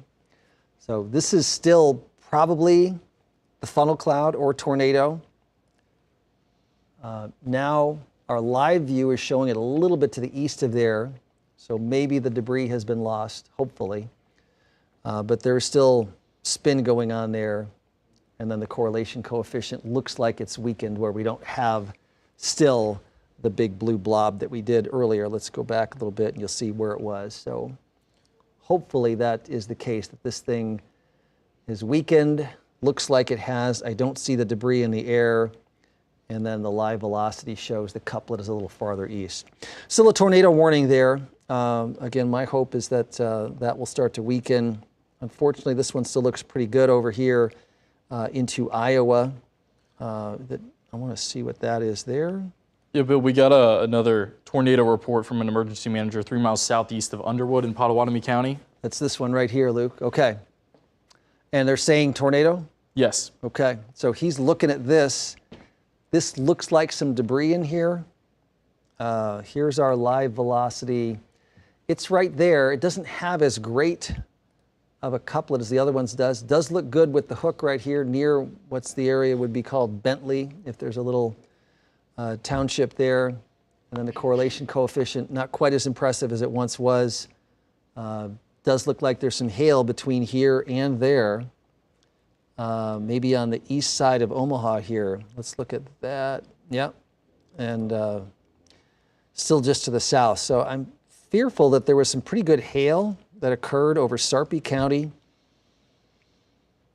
And then that cell that was up around Crescent, that looks like it had some hail in it too. So that's one of those things that we're after the fact, we're going to find out, okay, there's hail damage here, there's issues there, but Elkhorn area, Waterloo area, they were hit hard by a tornado, a big tornado earlier on, and that tracked across all of Douglas County. It kind of formed, it's the same storm that produced the tornado down around Lincoln and Waverly, but continued and then put down another tornado. We were looking at our Skycam at around 3:30 from the Methodist Women's Hospital off to the southwest. There was a funnel.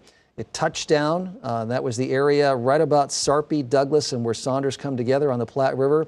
Tracked right up through southwest Douglas County, all the way across western Douglas County. And then now that same storm still has a tornado warning all the way up here into Monona County of Iowa. And the couplet is still up here. That is a really long-lived supercell. This is the storm near Soldier, Iowa, and heading toward Ute. And doesn't look like it has the correlation, the blue blob in the spot where the rotation is. So this is the rotation. If there were still debris occurring, it would be right in this spot, and it's not. Sometimes these are a false return, I would imagine, over there around Ute. Let's double check the Weather Service's radar. Bill just said, go ahead, Luke. The Weather Service, talking about the storm you're just talking about, it says likely strong tornado. Near the location, I think you said Soldier? Soldier, right? Yeah. Right here. And that was about 3 minutes ago. Yeah, I mean, there's still a really good couplet right in here where we've got Away and Toward next to each other. This is our live radar. So again, you're looking at this area here. This is our live radar. You'll see it sweep through, but Away and Toward. And, it looks good, but the correlation coefficient doesn't look as strong in there. So I'm, fingers crossed, optimistic that, what will happen first is the rotation's still there, but it may have lifted up into the clouds for the time being. Maybe it's just a temporary thing, but there's still the tornado warning here. It has been on the ground off and on for a couple of hours or longer. And if you're up here in Ute, you got to be in safe shelter. I mean, this is headed for your area. It went over Soldier, looks like it's past there, but a very, very long-lived storm for sure. All right, back in here to the Omaha Metro, a severe thunderstorm warning for the hail potential that's occurring right now over downtown Omaha, and perhaps here at 7 Burlington Station. I sure hope not. I don't know if we have our cameras. Okay, let's go to the anchors. We've got a damage update, I imagine, right? We're looking at power outages. We want to show that to people. And actually, if you do have damage, someone has damage to their home, or if you know someone, call 211. Take a look at the screen. Douglas County Emergency Management Agency wants to hear from you, or you can go to gwes.network to make a report. So gwes.network/211 to make a report. And also right now over at Epley Airfield, flights there are delayed by several hours. A number of flights are scheduled to they were scheduled to leave around 3 or 4 p.m., but the storm was moving through the area, and now they're not leaving or arriving until at least 6 p.m. So if you're one of those people that had a flight scheduled tonight, you're going to want to check flyomaha.com to see the current status. Again, that's flyomaha.com. And we do have crews out at Epley talking with folks there, and it's you imagine they're shaking as you might imagine. And outages we mentioned are widespread. More than 10,000 customers are without power as of 4:30 this afternoon. These are the specific numbers just for Douglas and Washington County alone. 6,500 or so in Douglas, 3,400 and some in Washington County. Crews are going to go out when it's safe to restore the power. Anyone who encounters a downed power line, just treat it as a live power line. Don't approach it call 911, go around it, don't get anywhere near it. You never know, right?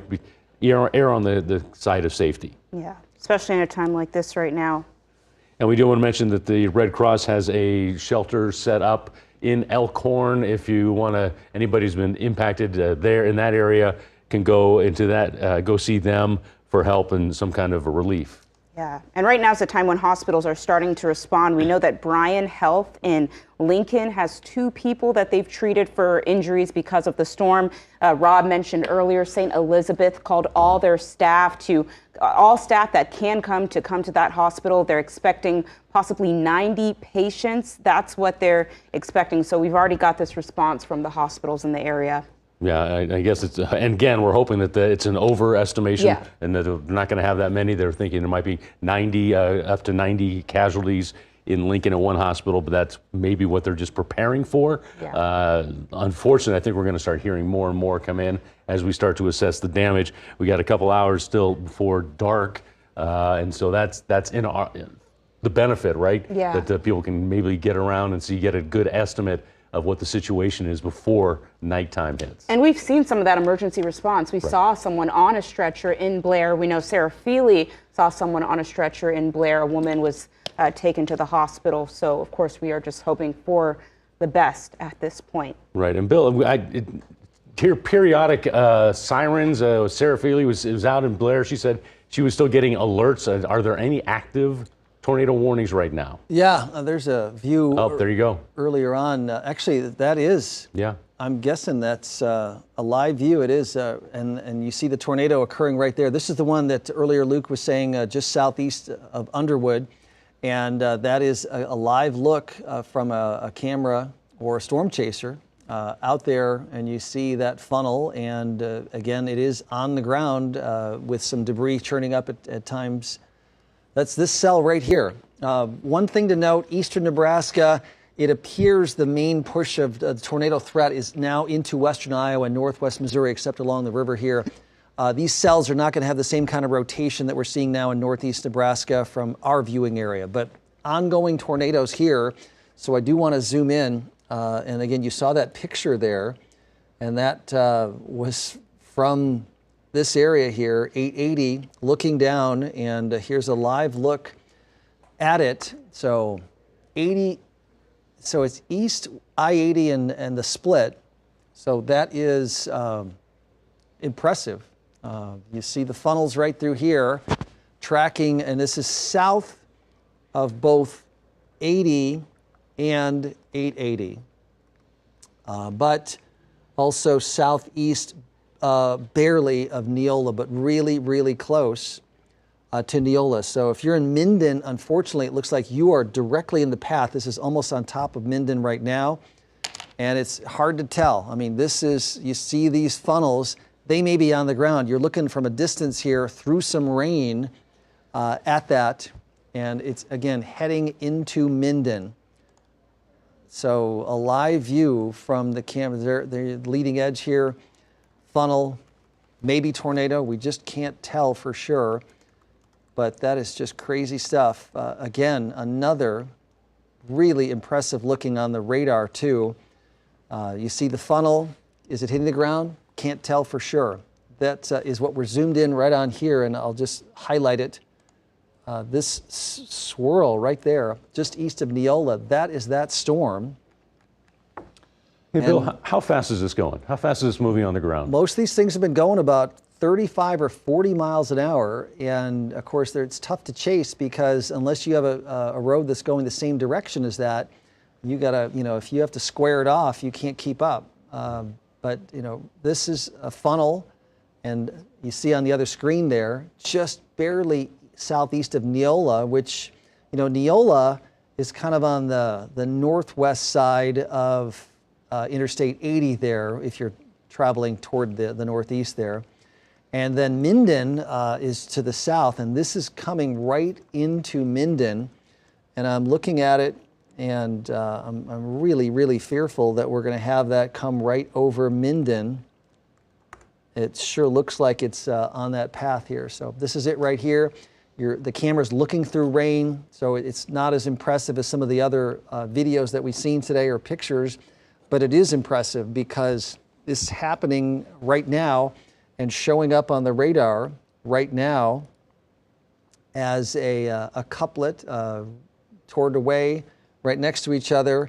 And again, the hook, really impressive, that swirl. This sort of developed earlier down in northwest Mills County, tracked up into Pottawatomie County, crossed Highway 92, went up near Quick, and now is up here again in northern Pottawatomie County, just about into Minden, right like a mile southwest of Minden right now, and rain in between us, because that camera is essentially right here. So kind of underneath rain, I'm circling where the camera is, and you're looking at the funnel is the swirl, the sweep is going by it right there, going right into Minden. So hopefully this is somehow not producing a tornado and it's just a funnel. Can't tell from this vantage point because it's so far away. Rain between the funnel and also the viewing point right here, but the radar sure looks really impressive. Go ahead, Andrew. Okay, well, we've seen several of these today, and our Bill Shambert is out in Elkhorn, and he's with a family that was hit by a tornado just a little earlier on this afternoon. Bill?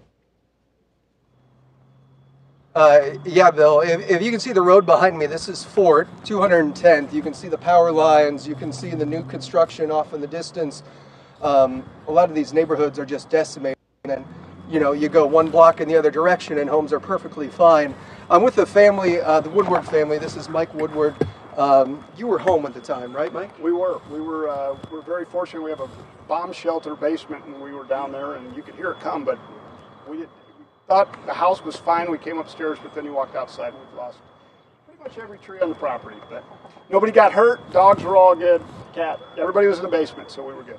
What did it? So, were you watching it come? What did it look like? What did it sound like? We were watching the news, and it got really dark across the river to the west. And then, actually, Bill Ramby was pointing out they zoomed in off that camera that was over on the Platte, over by West Shores, and it looked really nasty. So that's when we went downstairs, got everybody rounded up, and we knew we got hit. You could hear it, but we didn't know how bad until we got outside. I've heard freight train. Is that about right?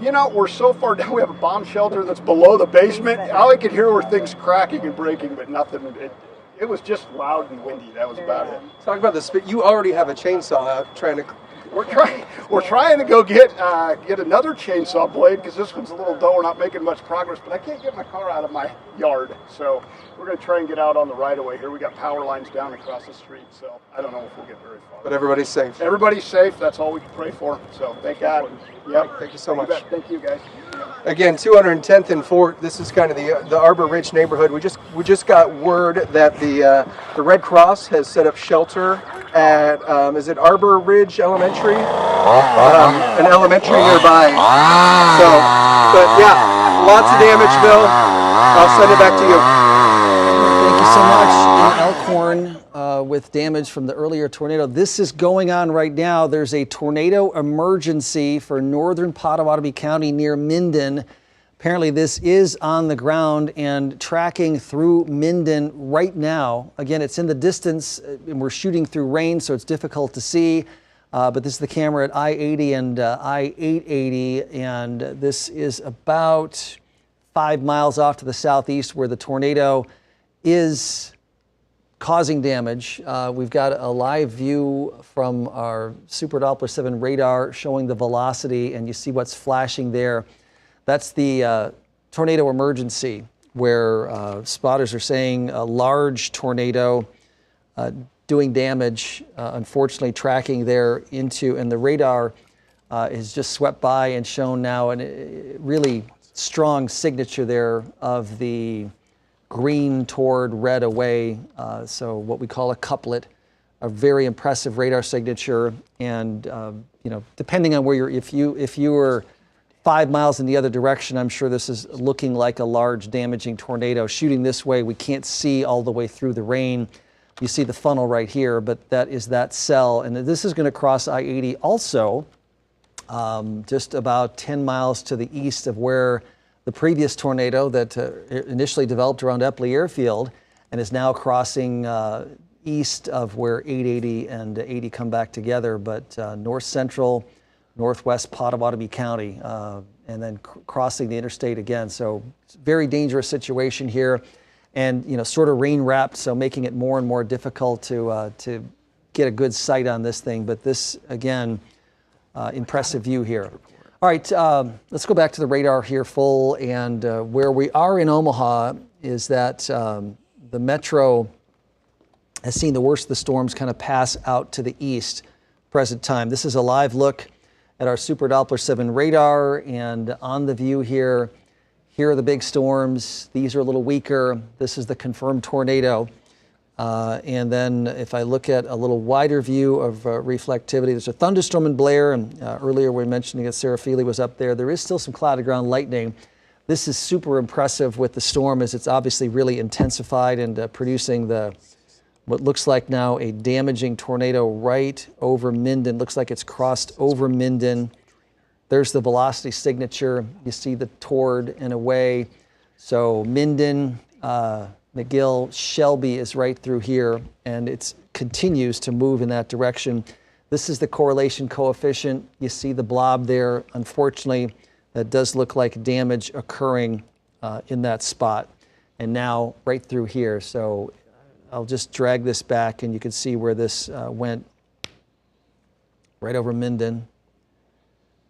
So this was the tornado right here. Really looked impressive on the radar, and we had the view of it. Here it is over Minden. You'll watch it right here. There's Minden. And now you'll see even more debris lifted into the air onto the current sweep. Crossing the interstate right now, just northeast of Minden. Confirmed tornado emergency. You see the hook and the way it looks on our radar at the present time here. The rest of Omaha, it looks like the worst of the storms are out of the metro now. Here's Douglas County, Sarpy County, Pottawatomie County. There may still be a little bit of lightning still over Council Bluffs, but those are lifting out. Let's go back to the tornado. Okay. I just want to point out one real quick thing here. Yeah, Rob. We mentioned the mass casualty event. It apparently has expired at St. E's. They're saying they no longer need extra nurses to report. That's awesome. So that's a great, I just want to point that out there. That's a great indication that possibly we're not going to have too many serious injuries from this. Thank you, Rob. Appreciate that. Look at that view. Again, right there, the wedge, not a wedge, but a tornado onto the ground here, where now it looks like the camera's buffering here, but rain between us and that. But we know, just looking at the debris signature, we know looking at the velocity, very impressive storm. That's this one right here. I'll zoom in, and just so that everybody else, okay, the rest of eastern Nebraska and southwest Iowa, this storm is not as impressive. It's crossing into northwest Missouri, Atchison County of Missouri, but we're fortunate that most of these storms are starting to track out to the northeast. Nathan Moore is out here, and wow. All right, so that is I-80 right here, and here's the storm that is a tornado and has just crossed I-80, and it's still sort of swirling and evolving, and I'll zoom in the radar here where we're at. That's this storm, northeast of Minden and around McGill, still on the ground here. You see the cloud, so it went right over the interstate. I'm hopeful that people were paying attention and didn't get in the way, but our Nathan Moore has seen a lot today already, from a tornado on the north side of Lincoln to now this one here in the northern part of Pottawatomie County, and then now southern Harrison and Shelby County. It's right on the county line of Shelby and Harrison County. He continues to travel eastward on the interstate.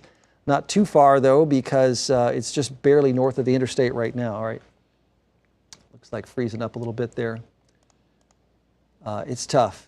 It's tough. Hopefully that's pretty rural, but unfortunately it sure looked like Minden was right in the path of that. And, impressive looking velocity signature still just north of the interstate here. So it's right here. Again, it's kind of hilly there in western Iowa. You've got some areas where you can see a good view, and then other areas where you can't. So you got to be careful when you're traveling in a situation like this to make sure that you can see enough of the horizon to see where the storm would have gone through. Wow, okay. Ooh. Looks like cars are stopping here. And this is about probably where the tornado crossed the road here. Something. There's the, wow, look at the tornado here. What is this stuff on this debris on the damage on the road there? But look at that tornado now. My goodness. Again, that's tracking very near Shelby, just to the west of the community of Shelby, which is in far southwest Shelby County.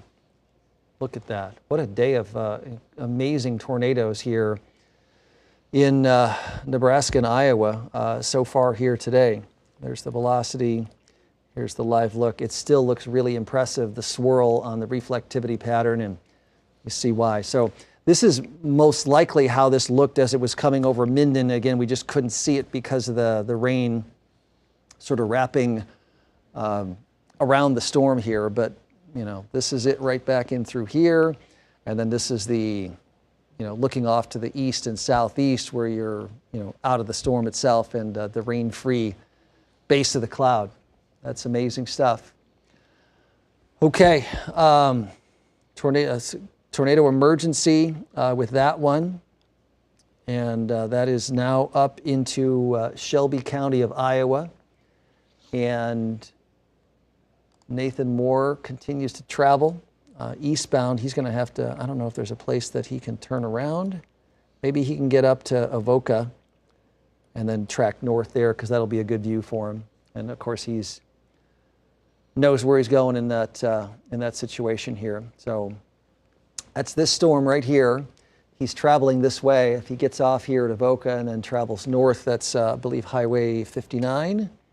Yep, he can get up and if this storm stays together, that's going to be pretty close to Harlan. But to me, it looks like it's just barely off to the southwest of there. Let's see where that's going to go. It'll be close, you know. This is the cell right through here, came through Minden, and the current path takes it close to Harlan, or just barely west of Harlan. Really, if you're in Harlan, you ought to go to safe shelter. Tennant is right in the path, though, and much more immediately so. Zoom in right there.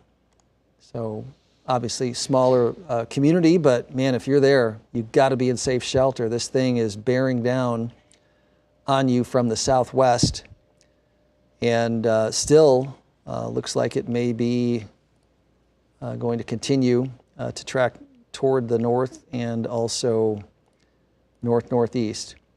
All right, severe thunderstorm warning there for western Pottawatomie County. New tornado warning over here. That is over here into Page County, south central Page County. Luke, anything on that one? Yes. That one, National Weather Service is saying producing hail 1 3/4 inch in diameter, and that one is out till 6:30 p.m. I do not believe it is just radar indicated rotation there. They have not confirmed a tornado with that one. Yeah, it looks pretty good, you know, away towards, so right near College Springs, and then also to the south. So that obviously has to be watched really closely as it moves up toward Clarinda. Man, if you're in Clarinda, please keep a close watch on this. And, you know, College Springs, you should be, you know, it's right over the top of you right now. Shamba, Page Center, Clarinda, heading in that direction. Tornado warning. Looks pretty good on radar at the moment. This cell, boy, oh boy, this is the most impressive one we have right now. Right there, nearing Tennant. Here is our velocity and then our correlation coefficient. So perhaps this is debris wrapped in through here.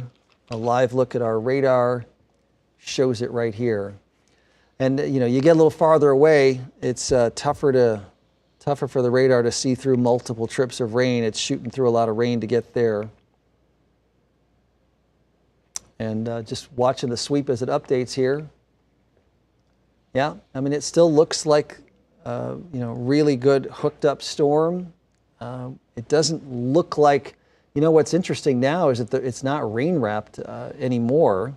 So we saw that from the view that Nathan Moore had, but that thing is just about on top of Tennant now. And if you're in Tennant, again, tornado emergency here where this thing went right over Minden. And, here's a situation where you're going to have to find out maybe there was a lot of damage in Minden. You had rural parts of Pottawatomie County, but these other storms have tracked over these areas too. So, I know we're out in Elkhorn, I know we're up in Blair, but there are a lot of communities that are greatly affected by these tornadoes today. Maybe the worst tornado outbreak that we've had to go right over the Omaha Metro in the 32 years that I've been covering the weather here at KETV. Live look. Again, the storms continue to track out to the northeast. The tornado warning here. If you're in Harlan, please watch this really closely. It's going to be a very close call. You see this signature of the couplet, the toward and away.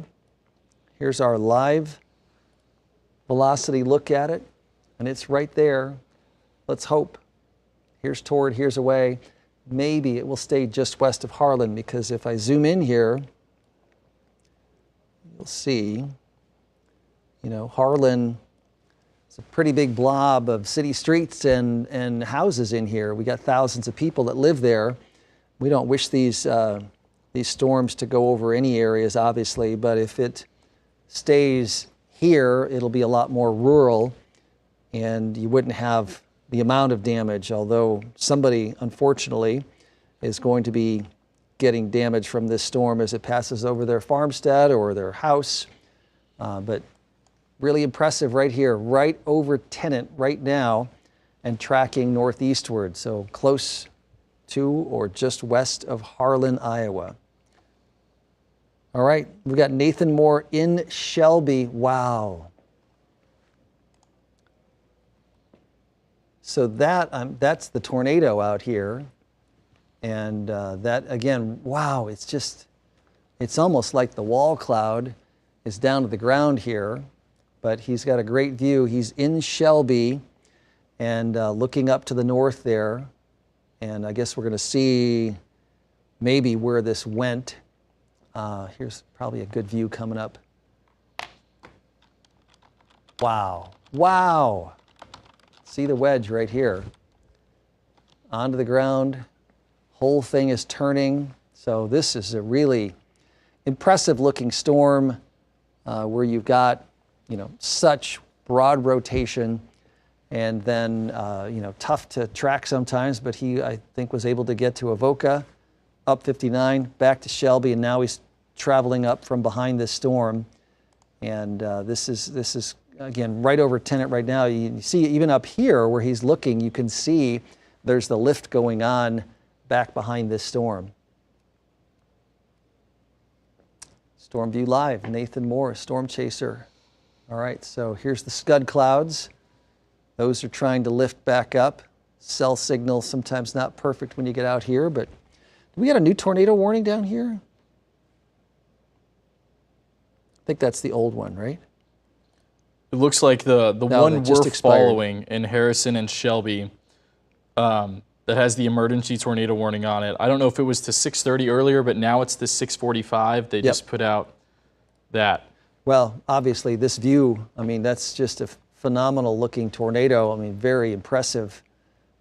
I mean, that's got to be more than a half-mile wide from where he's looking, and almost like the whole wall cloud is just rotating and then down to the ground. So, boy, this is just so close to Harlan. Let's hope it stays just west. Really impressive circulation that developed in far northern Mills County, tracked through Pottawatomie County, crossed up into Shelby County here, right over Tennant. Here's a live look. And look at the damage there. Yeah, so this is just unfortunately a farmstead that was in the path.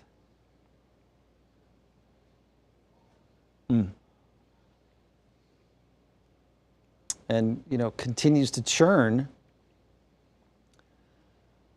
up into Shelby County, getting closer to the middle of Shelby County. It's amazing in this day and age now where you've got these cameras that can stream really good quality, and then you've got cell signal out in the middle of rural Shelby County. But look at it. Look at that storm. And of course, he's broadcasting this signal to us, but he's going to have this video, which will be much higher quality than we're able to see being shared this way. But it's still incredible. You can see it live where these things are happening. So just watching to see how close this is going to come to Harlan. Huge storm. Little tiny satellite funnels or tornadoes rotating around the parent. And there you can see the cloud churning up dust, debris, and obviously having caused a bunch of damage here. Let me see the correlation coefficient. It's right there. I mean, there's just a huge chunk of debris when you get a tornado like that is continuing and really has an impressive velocity signature, correlation coefficient, and then just the reflectivity. So you can see there are, you know, houses out there. You hope that it somehow stayed away from the majority of them. There's a lot of open space in between. And as you travel up here into Shelby County, so he's likely traveling, I don't know if there's a road in there from Shelby up to Tennant. I bet there's a county road that he's probably on. Sure. Looks like there's a series of county roads, and then Hackberry Road kind of goes right up into the east side of Tennant there. And now this thing is nearing Harlan with its debris ball, and look at that. This is just amazing. So this is kind of coming around. There's Tennant, I think, is what you're seeing there, and he's coming around it. That must be that Hackberry Road. And there's the storm just off to the northeast there. It looks like it went very near to the Tennant, or just to the east side of Tennant, and now there it is. Look at it churning. So you get these views back this way. That's the community of Tennant, and now this is where the tornado is located, still churning just barely southwest of Harlan, Iowa. Let's just hope this thing kind of keeps the path that it's on and doesn't hit Harlan proper. But boy, if you're in Harlan, you got to be in safe shelter here. Tornado emergency here for Shelby County, Iowa. Tornado producing damage, churning up the ground, but unfortunately has been hitting areas of homes, and it looked like it went over Minden. This same tornado looked like it went over the little community of Tennant and is nearing Harlan, but perhaps will be just west of Harlan. There's a view of a water tower coming up on, maybe that is Tennant where he's looking from. Pretty amazing. A live look from Nathan Moore in Shelby County, Iowa, where he's seeing a tornado that has produced damage and still looks like it's on the ground to the northeast of Tennant. So you see Tennant right there on the map, and you see the hook, and look at that. So this is that right there is what you're seeing of that cloud, that swirl. Rain in there, just barely, you're right, missed that farm. But now just west of Harlan, and looking like it continues to track. Boy, that is just an incredible velocity signature right there. It's still as tight as it gets. just 2 miles west of Harlan. And huge chunk of debris right there. And still tracking. You know, it's my producer Andrew's asking me what kind of EF tornado you think that is. You never know until you go look at the damage afterwards. I mean, a big tornado like that, I mean, you would guess that, you know, surely it must be an EF2 or EF3 tornado. A lot of times you won't see something stronger than that unless it happens to hit a populated area where you can really gauge the damage by a strong, structurally sound house that got hit. Well, we saw it at Elkhorn where the trees were knocked down, but somehow the house was missed or in between houses. There'll be a lot of what's going on there. So, you know, this tornado, you know, probably as impressive as the tornado was out in Elkhorn, or maybe even more so, but very, very near Harlan and continuing to track to the northeast. Let's go real quick to Bill Schammert and then come back to this. Bill Shammert's out at Elkhorn. He's got a live update on damage out there. Bill, give us the latest there. Yeah, Bill. I know I don't want to take too much of your time right now, but this is again 210th and Fort. We're on the south side of Fort. You're looking towards the north. You can see a family just crossed with a suitcase, their puppy. Again, from what we've told, no serious injuries. But if I can get photographer Stephen Getz to pan over here, this is a lot of newer construction mixed with homes that are still being built. I talked to a couple of builders in the area who are standing next to us. They say most of what you are looking at as far as damage goes, those homes were occupied. So chaos, devastation, and homes that, Bill, they've just been decimated. I'll toss it back to you. Yeah, very good. Thank you, Bill. Look at the picture there. You know, obviously half a home missing there. This is back in Shelby County, Iowa, very near Harlan, where there's a tornado, and we're just hoping this thing stays barely west of Harlan. And this is about 1.5 miles west of Harlan, and Nathan is about 2 miles southwest of that. You see the swirl, and you see it churning on the ground there, just to his east. And I'm just, by looking at his video and looking where he's at, I'm guessing he's right in about this area here. And you know there's some farmsteads and some homes that have been hit, but that is just crazy stuff. You know, churning up through the middle of Shelby County, but it looks like this is about 1 mile or 2 west of Harlan. And, you know, while it still looks impressive here, before it was solidly wedged down to the ground, very, very large, and which is typical. You know, sometimes it will look like that and then it will pick back up a little bit. I mean, this is still touching the ground, producing some damage, but hopefully, you know, maybe it's on a weakening trend. It does look like this has passed just barely west of Harlan on my latest live sweep here that I've seen come through. And you see it up there. Harlan, Iowa. I will circle for you on the map right there. And the storm itself is, again, about 1.5 miles, maybe 2 miles to the northwest of Harlan. And I'll put the debris on there so you can see this blob right here is debris in the air, and that's very unfortunate. Somebody has been hit by this tornado. Multiple places probably have been because it's been on the ground for a long time, but it appears it's been just barely northwest of Harlan. Now it's about to cross Highway 59, which kind of runs north-south through the middle of Shelby County. And you imagine there's probably, if there are more homes, they're probably along that. And then farther up to the north here is Defiance, Iowa.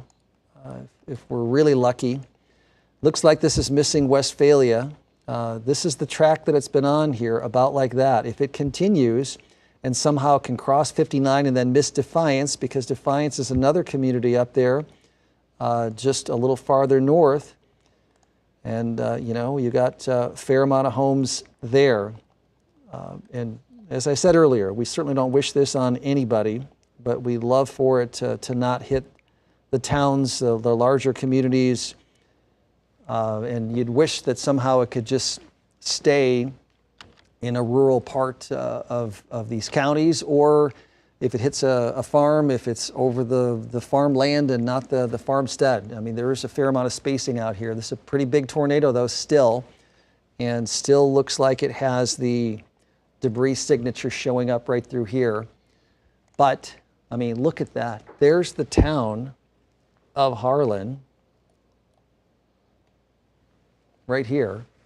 This is all streets and the city, and here's the debris. So these people hopefully are in safe shelters, but the emergency managers and the spotters, you know, that are out, I mean, this thing is just a mile and a half northwest where the debris is in the air and that tornado's on the ground. Yeah, let's go back to Nathan Moore. He's in Harlan. Wow. So he's gotten all the way up onto Highway 59 in this storm, and it has gone just barely northwest of Harlan, fortunately, which we thought it would, and hopefully it would. Looks like it's getting ready to cross Highway 59 just north of Harlan now. You see the swirl there, but still a tornado emergency. Still looks like a tornado churning through there. It is kind of hilly. Once you get north of Harlan, Highway 59 is sort of up and down, so it's you got to be careful when you're traveling on that, as you don't want to. You get up into it, you can't. You don't have a lot of roads you can turn off on to get away from it. Oh, it looks like sort of looking back, and now up into the storm. So there it is. Wow. Still super impressive looking tornado. Sometimes it's the direction you're looking at it from. But that's definitely on the ground still, and a huge tornado just now north of Harlan, tracking up Highway 59 and off to the north and east from there. Hopefully crossing there and then missing Defiance. That would be great. Huge tornado. Now about 4 miles north of Harlan. Go ahead, Luke. Is your microphone on? Yeah. Yes, the National Weather Service says they're seeing intensification near Clarinda. We've also seen reports of wall cloud near Bradyville and Clarinda and that location there. Awesome, Luke. Thanks. That's one we earlier mentioned but hadn't been keeping close tabs on. But let's go ahead and get down here. And boy, there's another tornado warning down here for Holt County into Nottoway County. Okay, that is, wow, look at it. Yeah, we were talking about Clarinda. Should really be careful. And it looks like, so Bradyville is right there. And then you see the swirl, this couplet right here. So just southeast of Clarinda, barely. And, you know, kind of in the direction of Newmarket. Looks like it's headed that way. Let's check their correlation coefficient. Doesn't look like there's any debris in the air right here, right now, which is great. But there is definitely a pronounced couplet, so that's something that we'll have to keep tabs on and keep watching. Let's get back up here. You can see there are fewer warnings now, which is why we focused more time on this Harlan one, because we know it's a huge tornado on the ground, kind of between Harlan and Defiance. You see how impressive this is here, where these colors, the green is coming toward Omaha, and that speed is, oops, I want to clear that out. This green is coming toward Omaha at 40 miles an hour, and that pink, that can't be, but says 140 miles an hour away. This pink right here says 116, so maybe. So anyway, a huge tornado right there, right here. This is Kirkman, which is a fairly small community, but obviously some city streets and or a few blocks there, and this storm is just barely west of there. Here is the correlation coefficient, and again, a huge blob of damage or debris in the air. And this is crossing, as we mentioned, kind of between Harlan and Defiance. This is debris. There's Harlan.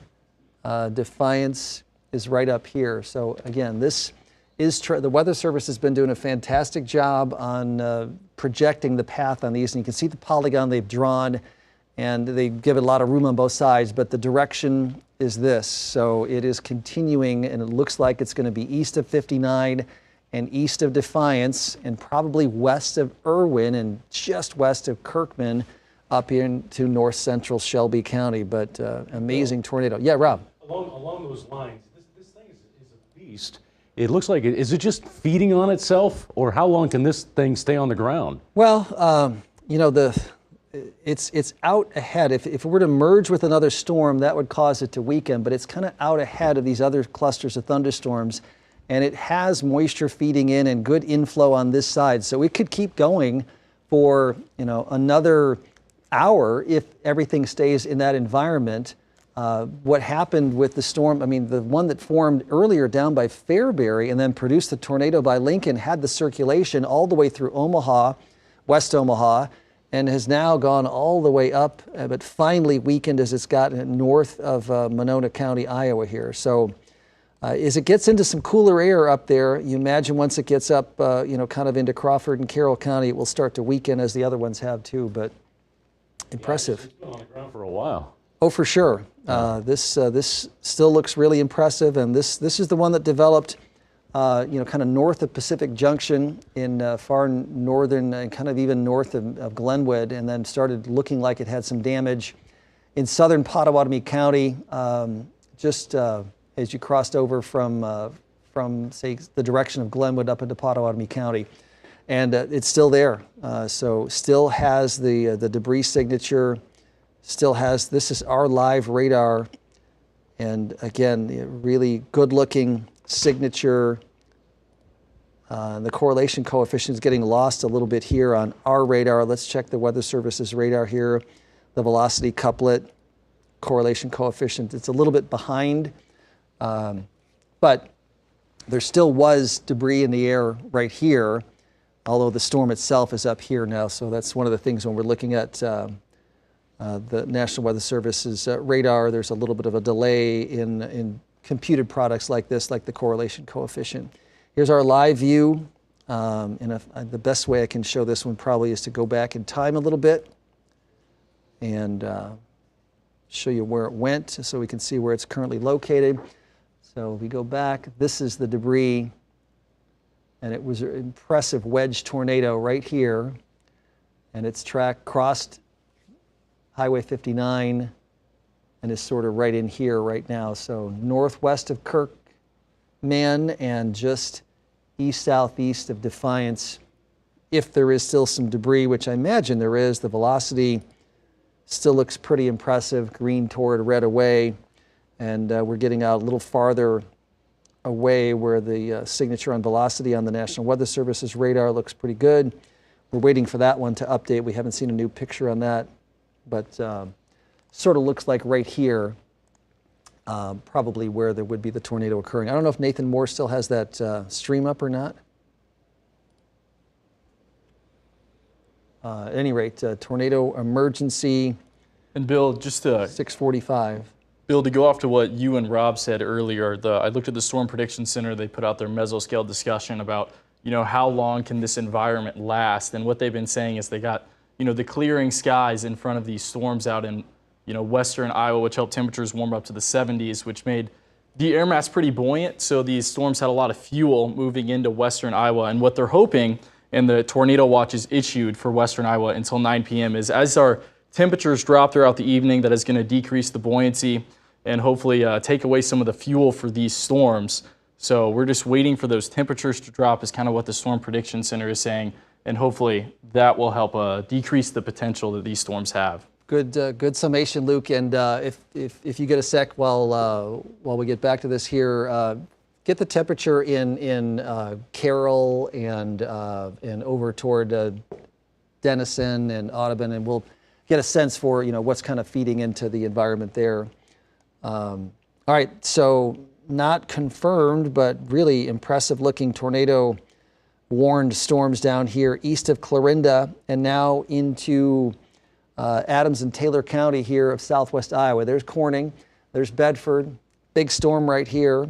The velocity couplet continues to look fairly good. This is the one that we showed going earlier through, I believe it was Newmarket. Yep.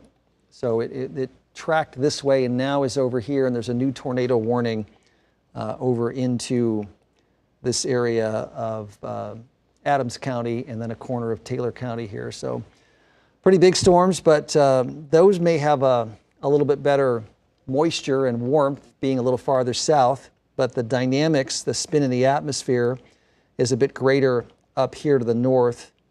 Let's see what other communities might be in the path. We've been pretty fortunate, as we mentioned. Harlan, it went to the west and north of Harlan. Defiance, it's gone to the east and southeast. That's toward and away, so it's kind of going between Defiance and Irwin, but looks like it's headed right in the direction of Manila. And if this doesn't change, there's Astor, but Manila is a little bigger community there. So hopefully it will change a little bit from its path, but it's in a spot where there is still the debris here, and that is tracking toward the northeast. So boy, if you're in Manila, you got to get to some safe shelter. This thing is headed in that direction where there is a tornado warning until 7 o'clock, confirmed tornado. That's Crawford County. Rob, Quinisia, update on damage? At Epley Airfield, our reporter Jessica Perez is there, and she says that passengers just heard that operations are back to normal at Epley. We reported earlier that they had several flight delays because of storm damage there, and we have a photographer there right now as well. There's damage at General Aviation, so we're working on getting you those photos and videos of that. But again, operations at Epley Airfield are back to normal now. Yeah, it's obviously going to take a little bit of time to get everybody, all the planes back up. We are seeing a number of people sending in videos of who were sitting on the plane and got shots of the tornado coming in onto the tarmac. Actually, I'm trying to get that switched over here and show that video too. It just shows how dramatic it is. It's insane. That's insane. That's a great way to put it. There are a number of outages still. OPPD is reporting just over 9,000 outages right now, and it shows pretty much, as our producer Andrew was telling us, it shows pretty much the track of where the tornado went. In those areas that were affected, and we still do not have a number on how many people have been injured. You're looking at the OPPD map right there. You can see the colors, the color chart on the side there. If it's very pale, it's 1 to 100 people, all the way up to more than 2,500 people is the darkest color. We're trying to get estimates of the number of people injured. We've got just a couple.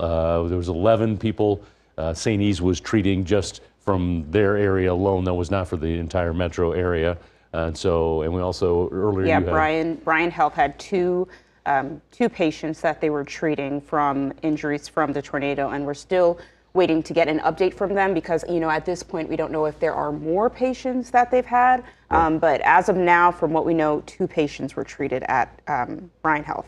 And we do also want to put out there, if you need help or just want to talk to someone, the Red Cross and the Salvation Army are joining forces there at Arbor View Elementary. This is in Elkhorn. It's at 5115 North 208th Street. The Salvation Army and the Red Cross are there if you want to talk to somebody and get a cup of coffee or something. Yeah, and there's also, if you're in the Bennington area, there is a church there, I believe it is 3 Timbers Church, that they are offering shelter and food to those who need it. Right now, I'm actually going to check to make sure that I'm giving you guys the correct name of that church. But again, this is in the Bennington area. There is a church there giving shelter. It is, St. John's and 3 Timbers Church. That's open if you need shelter. We know that there was a lot of damage in that area, and Blair as well. Just Washington County. And it's not even counting what's happening in Iowa right now. See all those towns right directly under the gun. Also in Douglas County, if you or someone you know suffered damage, call 211. The Douglas County Emergency Management Agency wants to hear from you. You can also go to DOGIS.org to fill out a report. So call 211 if you want to get in touch with someone from the Douglas County Emergency Management Agency.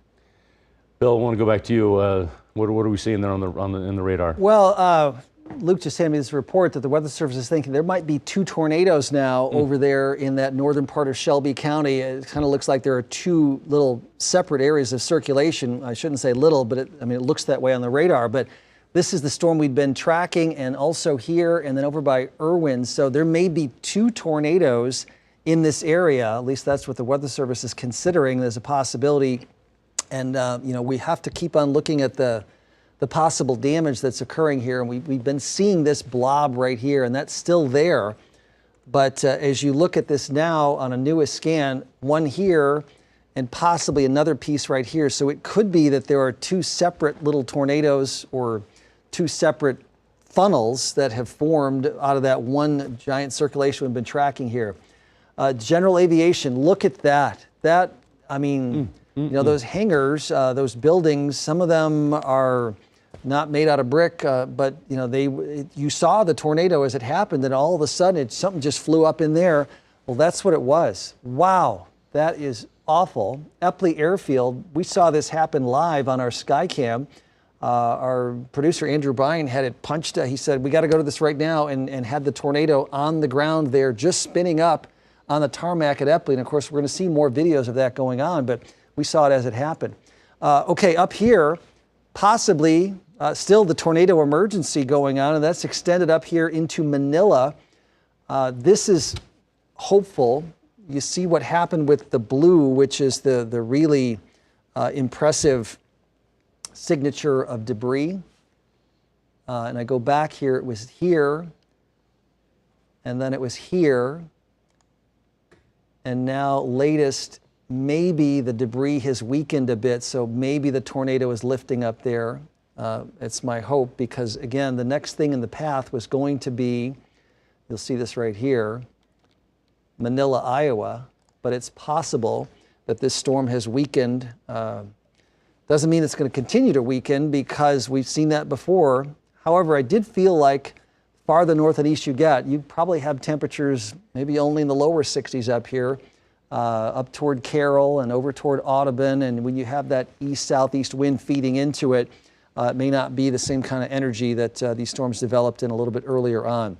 Again, that's getting pretty far out to the north and east from Omaha. Yeah, Bill, one more thing you mentioned earlier, seeing the temperatures that are flowing into this storm. Yep. And if you look in Carroll, which, Carroll County, Iowa, the temperature is 59 degrees. So They are cooling a little bit up there. So hopefully, since they have an easterly wind that's going into this storm, we hope that can help these weaken a little bit. Awesome, Luke. Thanks. Yeah, so, you got an east-southeast wind feeding in here, which, in a tornado environment, that's a good direction. But if it's cool air feeding in, maybe that's what's causing this updraft to weaken. We saw it happen earlier with the storm that had tracked a little farther west, and the one that began near Epley Airfield and then tracked up. It weakened as it got up here into Monona County, and then the storm that had tracked over western Douglas County and Elkhorn. You saw the power outages there. I mean, I'm telling you, there are going to be many more homes and neighborhoods that were impacted by that tornado, that area west of Bennington.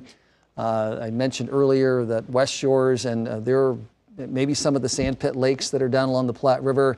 There are going to be some places that we're still going to find out that there was damage there. At any rate, this is what we have right now. The storm farther up into, that looks bad, nearing Manila here. You see the away and toward very near Manila. I'm hopeful that maybe the funnel is just there and it's weakened a bit, but it's just about on top. See this? This is away, green is toward. The storm is moving that way. And this is a little bit old, but this is 101 miles an hour next to 12 toward. And the storm is moving probably 40 or 50 miles an hour that way. So if you subtract the 50 here, that would be 50 that way and 62 this way. So still a really impressive circulation just about on top of Manila, Iowa. Don't know what's going to happen with it, but just hoping that perhaps it will weaken a bit as it moves in. It looks like it's just about on top of Manila, and there is still maybe a little bit of debris right here showing up on the radar here. Wider view, we're getting a couple of really big storms farther down. into southwest Iowa.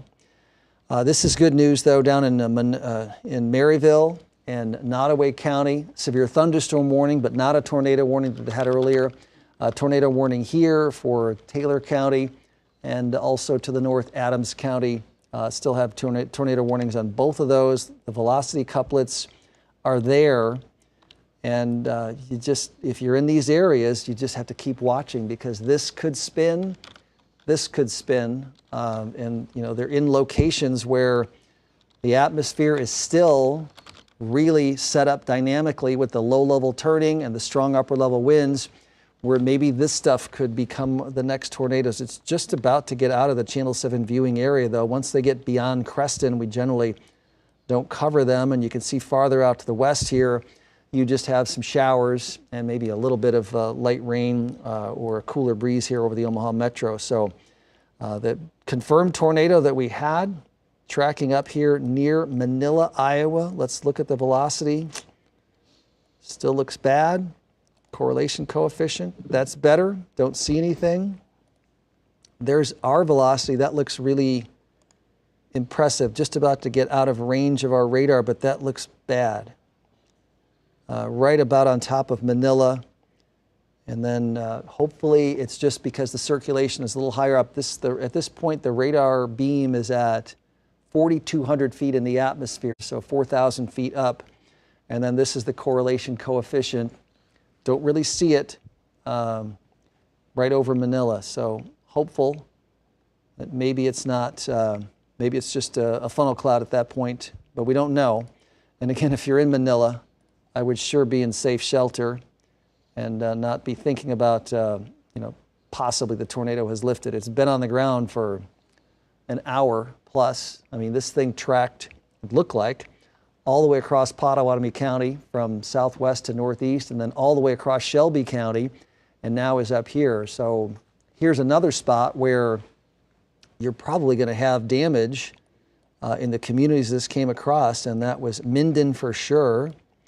I know there are some houses and areas that have been built up pretty substantially here from Quick all the way to this east side of Council Bluffs, McClelland, just east of Underwood. But again, that storm is now all the way up here, very near Manila, and the velocity couplet still shows, but we don't show debris in the air over Manila anymore. So hopeful that maybe that's an improved sign there. Here is the reflectivity. Better news for most of eastern Nebraska. At least the cleanup can continue, and some light of day still left here. Still have, again, tornado warned counties here, Adams and Taylor. Severe thunderstorm warning for Nottoway County, but it does look like the storms are starting to pass Maryville. And then this is a tough thing up here because, looking at that tornado, there certainly was some damage. Tennant looks like it was hit here. And you see the thunderstorms there. Impressive cloud-to-ground lightning occurring here. This is going to move over this area where I'm sure people are trying to get out and help others that have been hit by the tornado that came through, but that's still working on into Shelby County here. This thunderstorm line doesn't look like it's got any rotation in there that we can see. I'll take that off. You don't see any spots in there. Got a severe thunderstorm warning, but then the confirmed tornado warning up here, Manila. So this is, once it gets beyond Manila, you're pretty rural here. All the way up here to west side, there's Vail and there's Denison. So and then you got to go farther over to Carroll. So if this keeps on working, this is pretty rural out here. And maybe it will weaken. West side up there is the next most, not even really super populated area, but there you go. All right, let's see if there's anything on there. Correlation coefficient, no. Great. And Bill, we're starting to get a lot of the damage reports in from the National Weather Service of either homes destroyed in Harlan, or Shelby County, Iowa, where Yep. significant damage, and Portsmouth, Harlan, destroyed homes, a lot of flipped cars. Those are all starting to flood in now. Yeah, it's going to be a long night of correlated the damage, and quite honestly, probably a long weekend and number of days where the damage reports are going to come in, and there's just such large areas here that will have to be surveyed, that will have a lot to really sort out, and then a lot to take care of over the next mentioned weekend, days, maybe even weeks. Rob, Quinicia? All right, yeah, I just want to give everyone an update if you're just now tuning in or just now seeing. We know that 11 patients were treated at CHI St. Elizabeth. They're all expected to be okay. Again, Bryant Health had 2 patients that they treated from damages, from injuries from the tornado. So we're still, of course, waiting for updates. We don't know if that number is going to increase as time goes on. We did hear from Jessica Perez that operations at Epley Airfield are back to normal right now. Of course, so many flights were delayed, and we know that there was damage at the general aviation there. We have a photographer there who is preparing to send us footage and video of that. Yeah, we saw quite a bit of damage from our reporters, Bill Shammer, Sarah Feely out there, Jessica Perez. The Millstone Estates near Blair took a direct hit, and a number of houses there leveled. Along 204th and Ida, there was a ton of tree and home damage. 204th and Pacific, the same deal. The Ramblewood neighborhood, there was a lot of damage there. Roofs gone. Near Crescent, there was it's just a repeating the amount of damage that's out there. The assessment is going to be going on, almost immediately. We are expecting to hear from the Omaha Police Department here pretty shortly. They had a staging area in the Elkhorn area. And they've actually sent in more officers to help with 911 calls around the city because of the response to this. So, I mean, they are just all hands on deck. Yeah, and we'd also heard the hospitals were doing that earlier, but then they pulled back from that, thankfully, when they realized that they didn't need, or they were able to handle the amount of injuries that we're seeing so far. I imagine that number will continue to go up, especially as we saw the damage that and the size of the tornado as it churned through western Iowa, in Minden and Neola, places like that. In Harlan, we're still waiting to get our crews there to see exactly what that damage is. It could be, hopefully it's not, but it could be substantial. We have to prepare for that as well. I want to say also Red Cross and Salvation Army, I want to stress this, that they're at Arbor View Elementary. If you don't have family and friends to go to, or you want to go there if you've been impacted by the storm, that's Arbor View Elementary. They actually posted, there's an update. They're actually at 204th and West Maple. Oh, so it's not okay. St. Patrick's Park. Yeah, so they had first okay. OPD said Arborview Elementary, but they updated that, made a correction. They said it's at 204th and West Maple, St. Patrick's parking lot. Also, we want to let you know too, Douglas County, if you or someone you know has home damage, you're going to want to call 211. They want to hear from everyone who has damage because of these tornadoes. Okay, and we're saying our reporter out in Elkhorn with where the police department or police are, they're saying this news conference is going to be starting here fairly soon in the next few minutes. So just want to keep telling you that, excuse me, if you have somebody who's been damaged or injured by this, get them help. Obviously, go to the Red Cross, go to the Salvation Army. You want to stress that as well. Yeah, and I mean, we've seen people coming together. I mean, neighbors are checking in on each other. That's what Bill told us over in Elkhorn. The damage is, I mean, it's hard to look at. You're seeing the insides of people's homes.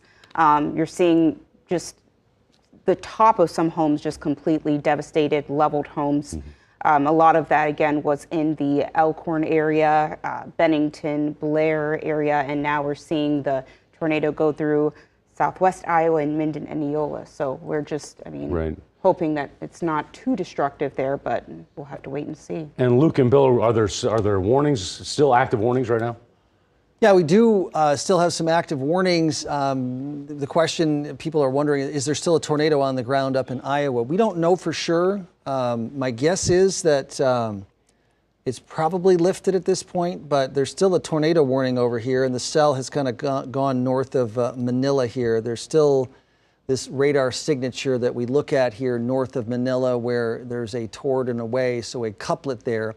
So it's possible, but and there's a little weakness in the correlation coefficient. But when we've been seeing damage so far today, it's been the blue in the spot where we have the rotation, and we don't have that right now. But there is still a tornado warning there in that southeast part of Crawford County. And then we do have a couple of tornado-warned storms farther down here. Those are nasty cells in western Shelby County, but they don't look like they're producing tornadoes. This, again, tornado warnings, Adams and Taylor County here in southwest Iowa. And I keep on mentioning that this is an area where these things could spin up into tornado producers. So if you're in Creston, Iowa over here, you really want to keep watching, because this cell is sort of headed in your direction. It's not there yet. There's not a warning there yet, but Corning underneath the thunderstorm here. But it looks like maybe the risk of rotation would be right in through here, just to the east. Yes, Andrew. Omaha Fire Chief's got a news conference in Elkhorn right now. And I'll just close with, we anticipate an additional update probably around 9 o'clock this evening. And then Chief Schmatter will provide some information. All right, thank you, Chief. The preservation of life and the continuity of emergency services is something the Omaha Police Department is most concerned with right now. We have extra officers that are being called in so that we can assist with traffic control, assist with any searches, and to ensure 911 services continue to go on throughout the city. That is in place. If you need 911, call us, please. We're staging to be ready for any emergencies. We're also here for mutual aid to any other counties and any other cities that may be here to assist. Right now, our prime consideration is traffic control, search and rescue, and supporting the Omaha Fire Department, who's in charge of this scene at the moment. We've been very fortunate with very few injuries. It seems like our warning systems in the city of Omaha have been very effective. Chief Bossman and I are here to take any questions if you have any at this time. You said a few injuries. Do you have a number on that at this time? Right now, we know of 2 people that have been transported with minor injuries. Could you lay out, in terms of area, the extent of the damage and kind of maybe where the storm went? Well, we know the storm tracked along 215th Street in Maple and continued a little bit past 4th Street. And so that took out a number of houses up there. A lot of them, I'm not sure, were even occupied, new construction. So that's an area of concern. As far as the other pockets of the city, I'm not sure the extent of the damage, but Chief Bossman did touch on numerous areas that were hit. Why do you think the injuries were so few? Chief Bossman and I, at this point in time, think the warning systems in the city of Omaha and Douglas County and our surrounding area were highly effective. The meteorologist who gave us advance notice of quite some time played out in our favor on this occasion. We were not hit upon a sudden storm. People had warning of this, and that saved lives in our opinion right now. So 2 minor injuries, and then is there one in the Blair area? Not sure the Blair area. We do have houses destroyed, so we need to make sure we check all those houses for any injured people, and that's part of our search and rescue that we will conduct. Do you know anything about the potential damage at the airport? I'm not familiar enough to talk about it. I know they suffered some, at least, property damage to private planes and things like that. But anything more extent from that, I don't know. I would defer to the fire department if they do. Chief Bossman, with the hardest hit areas, can you tell us again what Omaha Fire has been working with? Yes, so we have crews dispatched to the hardest hit areas right now. They're going to be putting together a strategic plan for a detailed search of the areas, starting with the properties with the most damage. We'll be looking for, throughout the property in debris piles. We're looking in basements, trying to find any victims and make sure everybody is rescued that needs assistance. Do you have any schools or churches, businesses that were impacted by this? I don't have that number. You said you could be potentially looking for victims in debris piles or basements. Do you have any notion that that could have happened? Just given the nature of the damage, it's possible that there could be victims in there, or certainly individuals who need help out of a property that's unsafe. So that is part of our plan, is to look at each property and make sure everybody is out that needs help out. Okay, everybody, thank you. We will keep you updated as things develop. That's where we're at right now. We appreciate you coming, appreciate your advance warning to our community. Thank you very much. Thank you, appreciate it. Chief Bossman, could you... Says Fire Chief Kathy Bossman. We didn't... Talking, and is Sean live? We can go to Sean if he's there.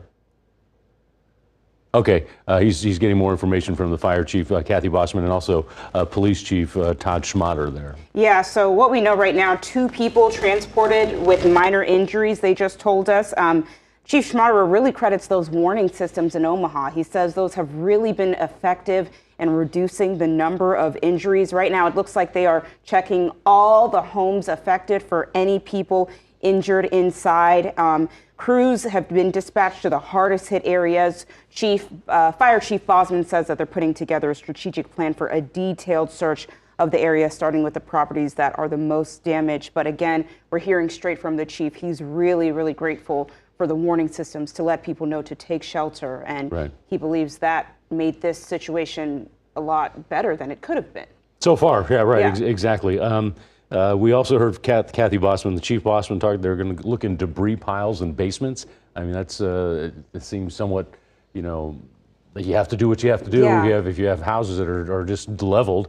We're still, of course, waiting to see what happens in Iowa, what the situation is there. We do know that there's been substantial damage across from Lincoln all the way to western Iowa. So it'll be interesting to see how long this tornado is on the ground, if it kept dipping down and popping up. And we did get that update from Epley Airfield, sent us an update saying that operations are back to normal. They're back open, but they do have parts of the airport that were damaged by the tornadoes, which we knew, we saw, but they also just confirmed that for us as well. Right, yeah, we saw that live. We saw it live on air from our Lewis and Clark monument camera. The general aviation taking a hit, and we saw the damage there. Also, some photographs from our crews there. Let's go back over to Bill. How we standing there? Yeah, you know, you guys were asking, the tornado warning's done, what's going on here? Well, Luke and I were just chatting, and the circulation's still there, but this is the county that's covered by Des Moines. It's Crawford County in Iowa. Luke, you got an update on the tornado warning here, new tornado warning? Yeah, this says as of 6:43 p.m., they say confirmed enlarged tornado located 5 miles southwest of Vail. And this warning goes out till 7:30 p.m. for Crawford County, Iowa. Yep, so here's Vail right here. And again, we had been tracking that area, that circulation, the rotation. You know, it's getting pretty far out away from where our radars are located. This is 5,700 feet above the ground. So when you're looking at a tornado there, it doesn't look quite the same as it would look like on the ground. But you see, it's now about over Vail, and the warning is this one here, where this is from the folks over in Des Moines. They think maybe tracking a little more northward, but man, if you're in Vail, it's just about on top of you.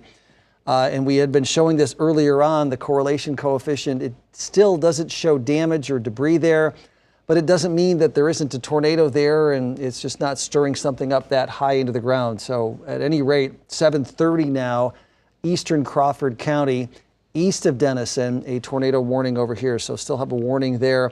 And we still have those tornado warnings farther down into southwest Iowa. The storms are looking like they're east of Corning and northeast of Bedford. So these are the big population centers there. But I mentioned heading toward Creston. And again, looking at this is the velocity. So right there, that's away and green is toward. So there's still a defined couplet, this area right here where I look back here, you can see it. So this is, again, this could intensify, and it's headed toward Creston. So again, you want to keep on monitoring that one in the area around Creston. Back to the rest of the area here, and I look at the Bill, one more thing. Viewing area. Go ahead, Luke. They say it's weather spotter confirmed there is a tornado in that Crawford County, Iowa tornado warning. So that's the one that we're saying up around Vail. Did they give a latest location there on that now? They say that tornado was located over Vail or 8 miles east of Denison, moving north at 35 miles per hour. Yeah, so it's right here, and the velocity, I mean, it looks pretty good, right? That's away and toward here, so it's just about on top of Vail here. We're hopeful, you know, maybe there isn't going to be damage with this one. Maybe it doesn't hit something that throws the debris that high up in the air, but still a big deal for folks that are in rural parts of Crawford County to the east of Denison.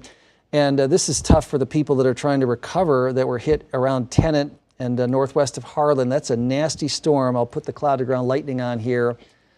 This is awful when you're trying to do recovery efforts or trying to look at stuff. cloud to ground lightning, heavy rain, maybe some hail in this same location here. So this is a severe thunderstorm warning storm, not a tornado warning, but still a bad storm nonetheless. And as you look at the viewing area, that is out of the Omaha Metro. But Bill Shambert, he's out here to the west in Elkhorn. You know, Bill, I was trying to remember the name of the development west of Bennington, Newport Landing, I think. That's another area that looked like it was under the path of the tornado. But you're out in Elkhorn. Give us an update of what you have there. Yeah, hey, Bill, we're out near 204th and Ida. We've been trying to get in a back way into that neighborhood we were showing you earlier, and everything is blocked because of down power lines, which you can see. The Salvation Army trying to get into that neighborhood. We have Bennington Rural Fire trying to get into that neighborhood. We have bulldozers trying to clear the power lines. We have some vehicles that are risking it by driving over the power lines. But what I want to show you is, I know this is a rural area, but this gives you an idea of the strength of the tornado that would have went here. The trees are just torn in half. You can see the debris. There's not a house within half a mile of us. So all of this debris probably came from that neighborhood that we were showing you earlier. I'm trying to explain the girth of the width of the devastation to get an actual idea of what kind of tornado we could have been dealing with. And it's at least a half a mile of destruction if you're looking east to west. So, you know, sometimes you're just at a loss of words for what you see.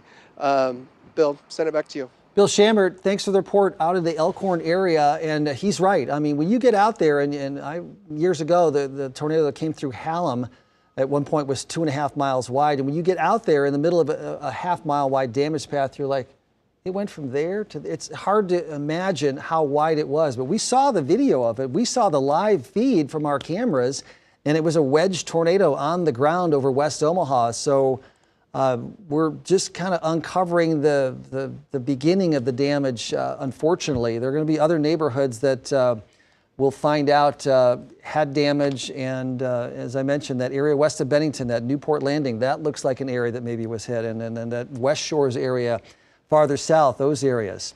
We're now really focused on the far eastern and northeastern reaches of our Channel 7 viewing area, but we do want to let the folks continue to follow along if they are up here in Crawford County. Still a very nasty thunderstorm in Crawford County. Even from Harlan up to Denison, very heavy rain and looking like there may be some hail in a few spots there, but mostly the potential for a tornado still. Luke was saying just a little bit ago that the Weather Service there in Des Moines, who has responsibility for this Crawford County and Carroll County, they issue the warnings for those counties. They had spotters saying there was a tornado on the ground in this area near Vail. As I widen out a little bit, the couplet doesn't look as great. Let me put it in what's called storm relative velocity and see if there's a better view of it. So these green colors coming toward Omaha and the red going away. So if you get a sense, this would be most likely, maybe this just near Vail or east of Vail, would be if there is perhaps still a tornado. But that's right on US Highway 30 there to the east, northeast of Denison, which is a pretty well-traveled road. A lot of folks take that path if they're heading up Denison up to Carroll and as it swings over to the east there. So still some big storms there, still likely very heavy rain and hail. And Luke, I know you had a map made up with the rainfall totals from today on there. Did you still have that? Yeah, if you give me 1 minute, I can pull it back up. Okay, and that was on Max 1, so they can switch over to that if you get that but let Luke know when you're ready for him to take it and he can show you. But the only good thing that's happened today is that a lot of areas that have been really dry have gotten some beneficial rain, but at a cost here today, unfortunately, with the tornadoes that have come through, and I'm sure there's been some hail that has caused damage in some areas. Possibly into around Sarpy County, it looked like, maybe also up into Pottawatomie County.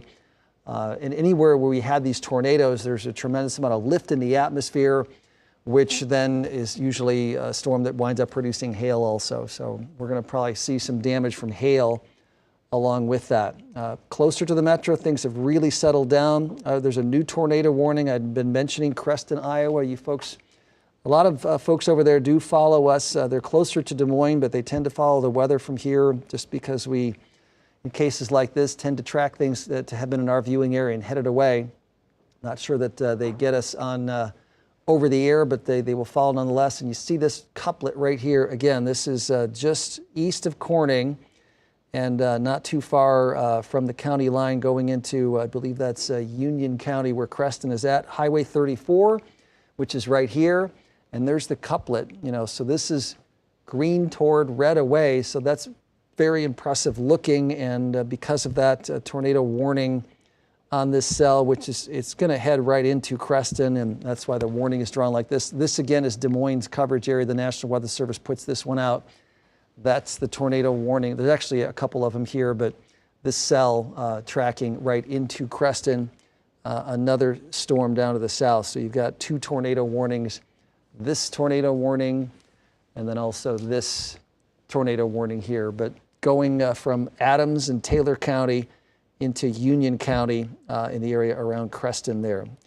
Shelby County, bad thunderstorm right on the north side of Harlan right now as I've zoomed in right here.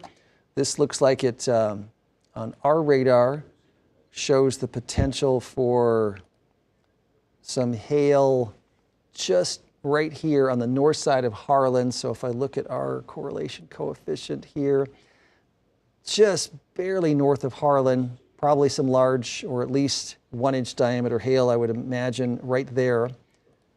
And again, tracking off to the east. So that's where that tornado went through earlier. And now that same storm is all the way up here near Vail. And the velocity couplet still looks pretty good right over Vail where this is coming toward Omaha and the red is going away. This is what we call storm relative velocity right on Highway 30 up here in far eastern Crawford County, US Highway 30, where it kind of snakes around and goes just north of West Side over into Carroll County, Iowa. Potential tornado, still have the tornado warning there until 7:30, another half hour for that one. Some good news that we've seen it sort of look less likely that there's going to be any more severe weather even into western Iowa and eastern Nebraska here. The air has cooled a bit. We've seen the best instability move farther over. So these are the big storms now. And then this one up to the east of Denison here. That's a live look at Super Doppler 7 radar. Awesome. So let's go back to Quinisia and Rob. We'll set you guys back up at the anchor desk there where we've got that video again from Epley Airfield of the tornado as it started right there. Yeah, this video. I think you hear me not. This video is a little different. This was sent in to us. It's not. This is so a viewer sent this video. This is the on the ground, as you can see, the in between the planes. This is actually on the tarmac and the runway. And we saw it the other reverse angle. We saw when it took out the General Aviation building, but you can see this thing's just churning slowly between. We have it on a loop there now. It continues. And then right before it gets in the raw video, you see the people who are recording the video actually run for cover, smartly so. There's another video that we have. I'm going to try to get a process where it's rainy and you can see damage to the buildings as it happens. So this is just showing you how one of the multiple tornadoes, because as we were looking earlier, we saw huge tornadoes, right? Yeah. It was like a mile wide. I don't know. It was just a very large tornado. And that one seemed to be rather thin, but it did a significant damage there. Yeah, and I mean, we just showed that video from Epley. Epley Airfields, we did hear that they reopened aircraft operations at 5:59 p.m., but we know that there was a lot of delays, so they're encouraging passengers to contact their airlines to find out the status of their flights. But a lot has happened in the last few hours, to say the least. We know that there have been people injured from these tornadoes in Lincoln, CHI St. Elizabeth. 11 patients were treated. They're all expected to be okay. We also heard from Bryan Health earlier. They treated 2 patients from injuries from these tornadoes here in Omaha. OPD, we just heard from Chief Todd Schmaderer. He says that they sent in more officers to assist with 911 calls. Right now, the big focus, it sounds like, is traffic control and search and rescue. So he mentioned, looking at my notes here, he mentioned that there were those warning systems in Omaha that he really thinks should be credited for the amount of injuries that we had. He feels that it could have been a lot worse had people not heard to shelter in place. Right now, 2 injuries here in Omaha, and from what I understand, he's not expecting it to be severe. So the chief of police is really grateful that those warning systems were in effect, they worked really well, and people were able to take cover. Yeah, we even heard from one of the family members. Bill Shammer was talking to one of the family members, said he was watching Bill Ramby pointing out our sky cam so they could see in West Omaha exactly where the tornado was, and they ran for cover. I believe they called it their bomb shelter basement. So they were safe. Substantial tree damage at their place, but they were safe, which is the important thing. Fire department is going to be going through, they said, debris piles and basements. They're starting that right now. I just was in communication with Don Bacon, Congressman Don Bacon. He says staffs from all 5 of the people in the delegation, that would be the 3 congresspeople and the 2 senators, they're already drafting a letter, and they're going to work with Governor Jim Pillen, a letter for a federal emergency declaration, so that would release funds and manpower could come help. What is probably going to be a significant cleanup effort in the city. So that's already started looking, trying to get people help down the road, which is good. And then we've got power outage reports from OPPD now. Just over 8,000 power outages reported. We talked about this earlier, but a lot of those outages were in those areas that were affected. They seem to correlate in the areas that were the hardest hit. Something we also want to remind you, if you or someone you know has damage to their home, Douglas County wants you to call 211. Again, that is 211. They want to hear from everyone whose home was affected by this tornado. We're also getting reports of hail from this. So many. Yeah, getting a lot of people taking pictures. Keep sending them in, because your pictures and your video is really helping us tell this story. A lot of the hail that I saw in Papillion area went from pea-sized to golf ball size. I don't know if there was larger than that, Bill and Luke, if you heard anything larger than that reported anywhere. So. Yeah, haven't seen the hail reports yet, but that's something that may be a damage issue as well. Having had some large hail that looked like it was one of the things that you'll see alongside tornadoes. When there's a tornado, oftentimes there's large hail just to the north and west where the tornado was occurring. Hey, there's a new tornado warning I wanted to pass along here over western Iowa, northwest Iowa. It's this storm now near Manila with a circulation center. And Luke, this came out of the Weather Service in Des Moines. Are they saying confirmed tornado here? Looks like it. They're saying a storm chaser has actually shared a picture of a tornado just west of Manila. Wow. So and that was just 2 minutes ago. This was the storm just tracked over Manila. This is a new cell that formed, and this was from the cell that was down in Shelby County, north of Harlan. But right here now, north of Manila, is this couplet where we've got an away and toward right next to each other. And then this is what remains of earlier, the tornado that came through Tennant and just northwest of Harlan. It's up here in northeast Crawford County. It doesn't look as good, but we continue to look at the potential for damage and debris in the air, and it's possible that that's what this is right here. It certainly fits the area where there would have been this possible tornado, or if there's somebody chasing it, or it's in a spot right there where it looks like the couplet is pretty impressive there. It's kind of embedded in this line of thunderstorms, so not often where you'd look, but there's still enough shear in the atmosphere where that possibly could get going. This must be a new tornado warning down here in Shelby County, Iowa, too. Yeah, that goes till 7:45. That must be a radar indicated one from the Omaha National Weather Service. It doesn't look as impressive, but that's this. We talked about these storms, trying to do cleanup work, and it's right there. Now a new severe thunderstorm warning here from central Pottawatomie County. up in toward Harlan. And Rob, you were just asking about hail. This, maybe winds up producing some hail here in Harlan too, but that stuff is all, kind of gone out of the Omaha metro. And again, now Creston, Iowa, looking like they're right in the path of a storm that has some strong rotation on it. You see this right here. This is red away, and if I just put it in the storm relative velocity, you can see it right here. So that's going to be close, very near Creston or just northwest of Creston. A tornado warning on that, not a confirmed tornado. The cell to the south appears to have moved a little farther northeast, but there's definitely a couplet right here too where that's a red away, and then this neutral or color, if I look at it in storm relative velocity here, there may be an area of rotation here, and also this one very near Creston. So two storms crossing kind of out of our Channel 7 viewing area. This one now gone, confirmed tornado just about into Creston, Iowa. Luke, see if you can find goes till 7:45. That's again Des Moines Weather Service. Yep.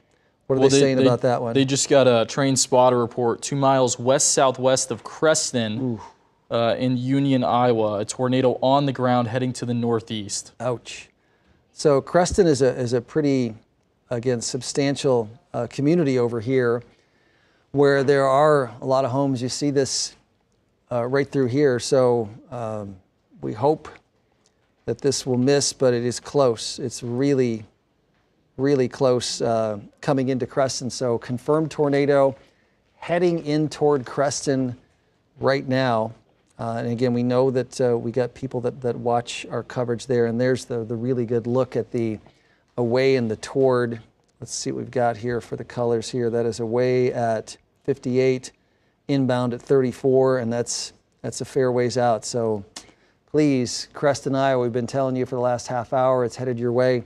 It is just barely now west of Creston, Iowa. Wider view, again, you got some big storms there that still potentially could be rotators, could tend to spin over here, but especially this one over Creston, and then the one just to the south. And then up here, just to the northeast of Harlan now, possible tornado. And then confirmed tornado. It does look like this one is weakened a little bit farther up here into northeastern Crawford County. But this still looks pretty impressive here north of Manila.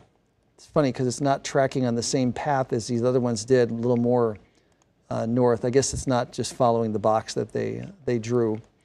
But it is sort of embedded right in through here. Doesn't look like much here, but spotter saying there's a tornado there, and then the other one that had tracked farther up into Overvale, but now farther north and east. And that, again, that was the storm that started down in northwest Mills County. And to give you a perspective on where that was, that storm went from right here, just north of Glenwood, through Pottawatomie County here, just east of Underwood, looked like it hit Minden, hit Tennant, Iowa, and then tracked between Harlan and Defiance, and now is all the way up here. So that's one tornado, we think, all the way on the ground that whole way. Others, lasted a long time, the cell that developed around Lincoln, but it's really impressive stuff when you get long track tornadoes like those right in and around the Omaha metro and also into the viewing area. So still some things to watch here over western Iowa, a number of counties with tornado warnings. That's, Luke, a new tornado warning, Pottawatomie into Shelby. Let me take a look. Yes. Wow. Yes, and that is, they're saying there's 1-inch size hail in there until 8 p.m., that tornado warning, and it's just radar indicated rotation, but they're seeing quarter size hail as well. And this is right here that we're seeing the rotation. I don't even see it look that great here. That's our live radar, so it's already over here.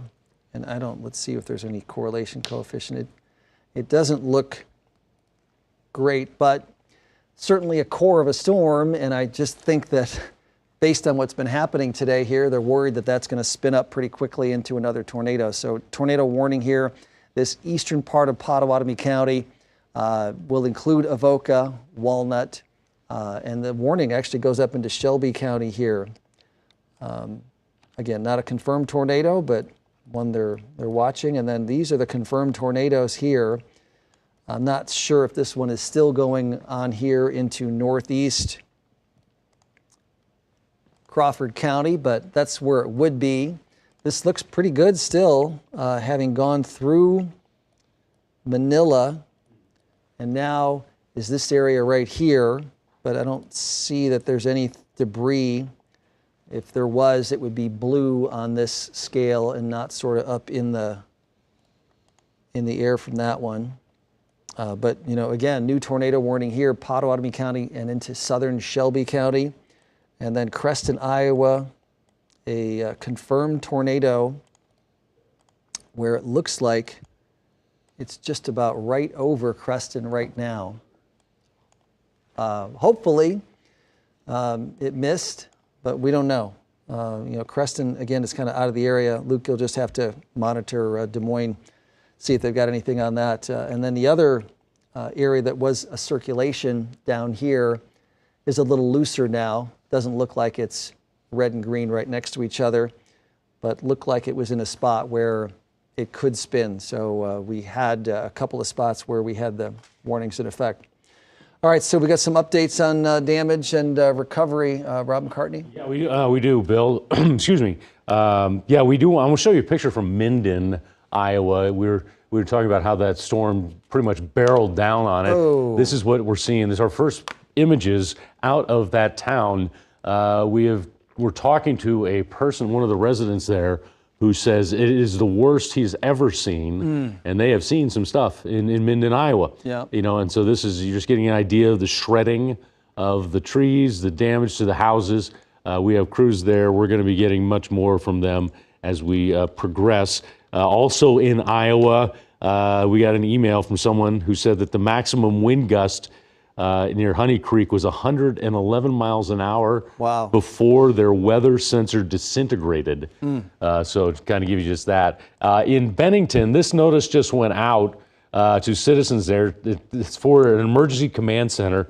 Basically, they're setting one up at City Hall, which is at 156 and Warehouse Road. And also Three Timbers Church Ministry Center. We told you about that earlier. As well as St. John's Church. They have their doors open. They're ready to accept anyone who's in need of assistance or who may need shelter. And they stressed we are here for you is what the city of Bennington is telling the people there, because that was also directly in the line of fire, Bill. Rob, I mean, I agree. You know, the Minden, Iowa storm, I mean, it looked like it just went right over there. And that storm, you know, we had pictures of it, and of course it was through the rain, so it was hard to see in Minden, but it looked like it went right over the town.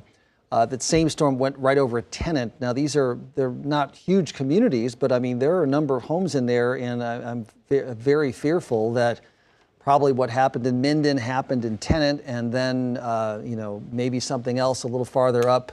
Looked like Manila was kind of in the path, although it didn't show the same kind of debris signature on the radar, but you know, here, Harlan looked like most of Harlan was missed, but maybe just 1.5 miles west to 1.5 miles north.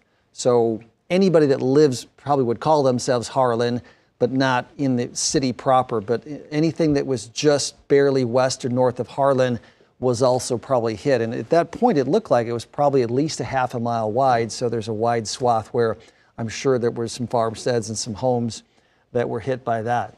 Current Bill, tornado warnings. Yeah, Luke, go ahead. Yeah, at about 7:09 p.m., there's a storm spotter report near the hospital in Creston. They said a tornado with debris. Oh, man. All right, so this is the one we had been warning on and tracking and saying that, you know, I hoped it would miss Creston, but it was headed right that way. Here's the velocity. Let's look at the correlation coefficient, and I don't know that, you know, it's pretty far out there, so you're probably not going to get a good view of it. Perhaps, you know, this was debris, but we don't know. However, it sure looked like the circulation center was going right over Creston, and in all likelihood did. So tornado warning continues there for Union County. The storm right about over Creston right now, and you know, we're still watching these cells here because that one's confirmed tornado. These are still some pretty big thunderstorms here. This is not one of our counties. This is Taylor County. We're getting out here, but this could still spin as well as the storm down here around Maryville. So I know that they're not at the moment, and that's why the Weather Service in Omaha put these new warnings out. Any updates on the Pottawatomie County here or Shelby County in Iowa there? The velocity signatures don't look great. Let's see. I have, well, for Shelby County, it says, well, the tornado warning still continues until 7:45 p.m. They're saying it's moving northeast at 50 miles per hour, and it's still just radar indicated rotation with quarter-sized hail. Yeah. Yeah, it's, I'm looking at our velocity here, and I don't see a good couplet in there, and I don't see any kind of a debris signature, and this is the National Weather Service's radar with velocity. There's no couplet there, and but this is a storm that maybe has some hail in it. That's kind of what this is sort of showing here, back up around Harlan and Tennant, some hail, and back here into Pottawatomie County. But still, the way the atmosphere has been today, you tend to certainly, having seen these storms produce tornadoes, anything that looks suspect, you're going to go for it. And here's Avoca, here's this storm. Is there any kind of little hook there? Is it turning? Yeah, there's probably some rotation in there, so you just want to keep on watching, and that's why there's this tornado warning that includes Avoca, includes Corley, and even Walnut, even though the storm here is just barely west and north of Avoca. Andrew? Yeah. All right, more damage. We've got Sean McKinnon live out in Elkhorn. Sean, tell us your crossroads, your streets where you're at, and then what you've got as far as damage. Sean? Bill, yeah, we're near 204th and Roberts. We're at the Common Ground Recreation Center just north of Elkhorn High School. The American Red Cross Disaster Relief, go ahead and take a look at this. They're carrying in equipment right now. Here at Common Ground, it's going to be an emergency shelter tonight. That's what police and fire have told us. And again, they're carrying supplies right now. We saw teddy bears, like at least 10 teddy bears in this truck to comfort children. There was breakfast bars, there was food, there was water. Omaha Police is here as well. So people are going to be able to stay here tonight if their home was damaged, if they lost their home, if they just need a place to stay, whatever the situation might be. We're here at Common Ground Recreation Center, and volunteers and workers are walking back and forth from this truck, unloading it right now. Some folks also showed up just asking how they can help. They said, we don't know where we are, we don't know what we're doing. It's these folks right here in the teal sweater and the gray Chiefs t-shirt. They just showed up wanting to help, so they're going to help carrying supplies right now. And that's Nebraska. That's the community coming together, just willing to support anybody in need. So again, Common Ground, people can stay here tonight. This is an emergency overnight shelter from this tornado damage. Bill. Sean McKinnon, thanks, out in the Elkhorn area. And, we don't know every area that's been damaged. We have crews out, but I know there are more neighborhoods that have been hit, at least been in the path where our radar showed that there was damage. We're still tracking tornado-warned storms over here in northeast Pottawatomie County, eastern Shelby County. Confirmed tornadoes, at least earlier, here into Crawford County, and the storm is moving into Carroll County, and then also down around Creston. Luke. Those storms near Creston, so we just got another report, and this was just a couple minutes ago, of a tornado reported to the southwest of Macksburg. So I'm sure that tornado is, as of 2 minutes ago, still on the ground. Gotcha. So here's Macksburg, and they're probably looking in this direction. You see it here, but we think this went right over Creston, or at least the north side of Creston, where it looked like the velocity couplet went through there, and this is probably it right here, right now. So this, again, tracking up to the northeast. Another storm with some rotation on it that has a tornado warning is this one here that is just to the southeast of Creston. So this one here, spinning, and then this one just to the northeast. Looks like it went through Creston or the north side of Creston, and we've had reports of damage, and we, again, unfortunately, worry about those folks. Over into Union County, Iowa, new tornado warning all the way over to Winterset, boy, an area that was hard hit a couple years ago by a devastating tornado. Right now, the tornadoes up here to the north, I don't know if there are any updates, Luke, on the ones up here in Crawford and Carroll County, Iowa. The radar, you know, it's way out there now.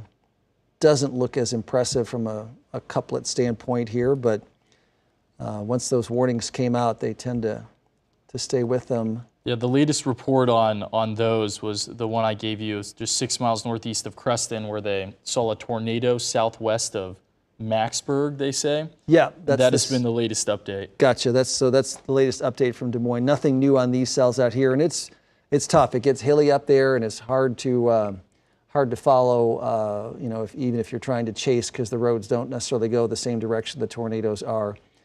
So this Creston storm looks like it is, you know, past Creston now. Unfortunately, that's going to be something that I imagine the KCCI will have to do a damage look at that or find out what happened in Creston.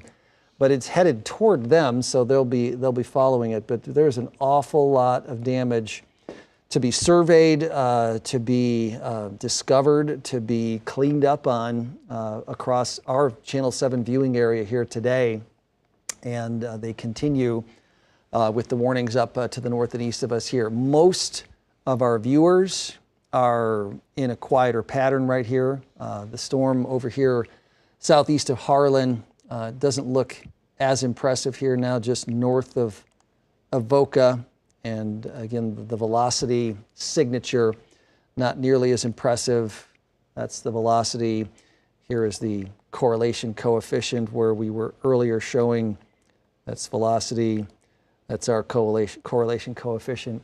I know there's blue on here, but it has to be in an area where there's a couplet, where there's an area where there's some toward and away, and if that's co-located with this correlation coefficient of blue, that's how we know there's debris from the storm. None of that is in those spots. You know, this is the strongest storm we have here, south of Harlan, north of Avoca, with maybe some hail to possibly 1 inch in diameter, about to cross Highway 59 here in Shelby County, just north of Avoca and along I-80. Still a tornado warning on that one, but doesn't look like it, at least as far as the radar is concerned. And then these storms look a little more stretched out, what we call linear, where they're kind of lined up and maybe don't have the same look that they did before. Still technically a tornado warning there for eastern Crawford County and western Carroll County in Iowa.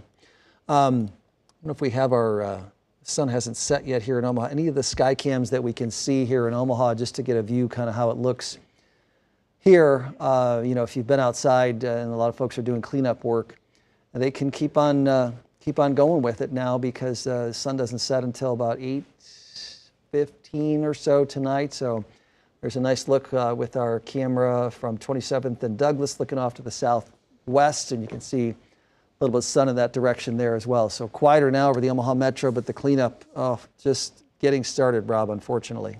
Yeah, you're right, Bill. And we're looking at some of the damage. We're getting more video, more images that are coming in. We want to show you some video we have from Garner. This is the Garner Industries. To give you an idea where that is for folks who drive into Lincoln, and this is the tornado as it was in that area. Garner Industries is right along Cornhusker Highway, Highway 6 on the north side of town. So if you were going to get off the Waverly exit and then head in towards Lincoln, you would go right by Garner Industries. So that's where that tornado made that damage, or had that damage. We know 11 people went to the hospital, St. E's alone, as the storm moved through. A couple went to Bryan as well. We also have some from images we want to show you from Minden. We showed you this picture as the storm moved into Iowa. We do know that the town, we had talked to somebody, one of our assignment editors talked with somebody and said basically the town appears to be almost shut off right now from state troopers. They obviously want to try to keep what we call people just looky-loos who show up and just want to see, right? And they're not there to help. So Minden has been just pretty much demolished. That's Bennington Lake. This video showed the damage there. Obviously the house is substantial, but anything that's not brick took a hit. And you see the tree on the right side of the screen there. You can kind of see how it's bent hard from that wind, obviously. And then we were also mentioning the hail. We have some pictures of the hail in North Omaha. Give you just an idea of the size there. They're fortunate they set it up for us. You can see different sizes. Golf ball seems to be about the largest size there. And we know that hail will cause significant damage, shred trees and damage to roofs. And so I imagine the roofing companies will be coming out and checking out. And you want to, if you had hail, you probably want to call your insurance agent, right? You want to make sure to have an idea of what's of what you might be heading for the next few days. And as far as the road ahead, Congressman Don Bacon tells us that he has been in contact with the rest of the congressional delegation. They are going to be working with Governor Jim Pillen to figure out a way to get some kind of emergency federal funds set up for the people who have been impacted by this, to hopefully smooth that road as quickly as possible. The Husker spring game is tomorrow. Bill, I know a lot of people are going to be going to that.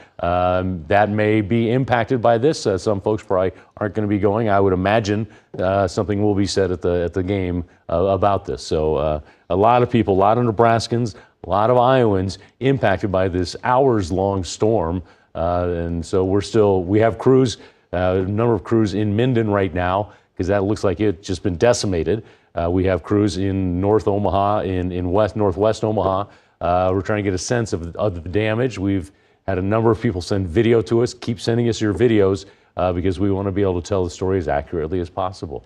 Bill, let me go back to you. Rob, absolutely. And I mean, the thing about, we want to show the pictures and let people know where damage has occurred, but we don't want people, as you mentioned, driving around sightseeing for the damage here. Right.